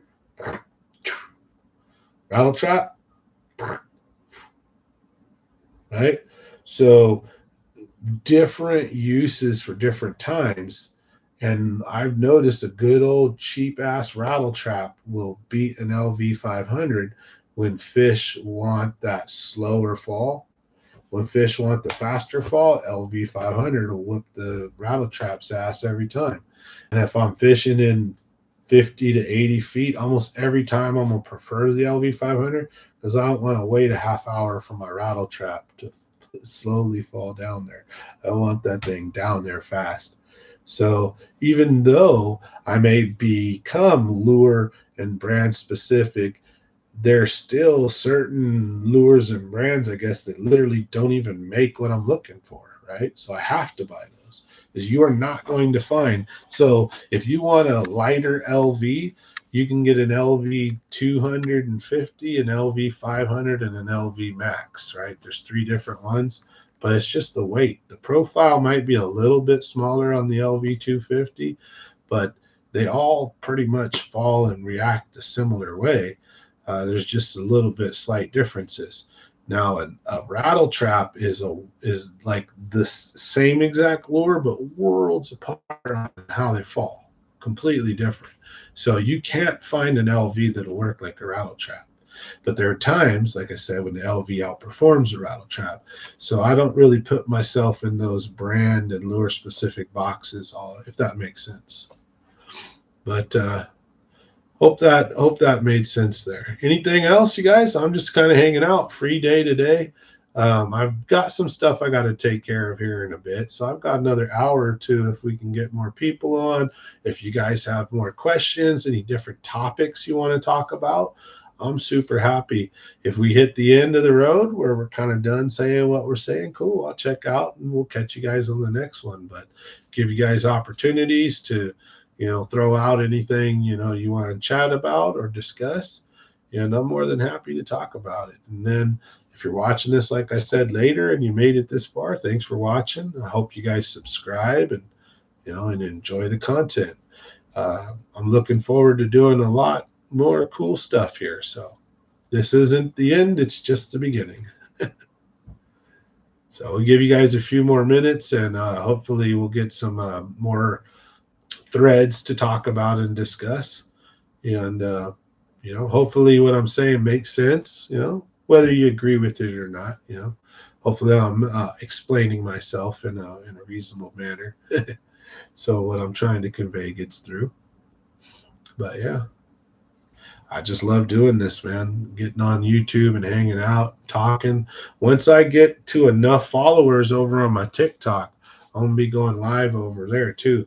I mean, not right now, obviously, but once I've got what I need over there, we'll go ahead and we'll get. I'm gonna turn this down real quick here, but yeah, once we get my TikTok account up, to the right count, and we can do that, I'll be doing the live stream on there. And the cool thing about TikTok is when I go live, I can pull you guys with me, and we can talk, and we can go live together.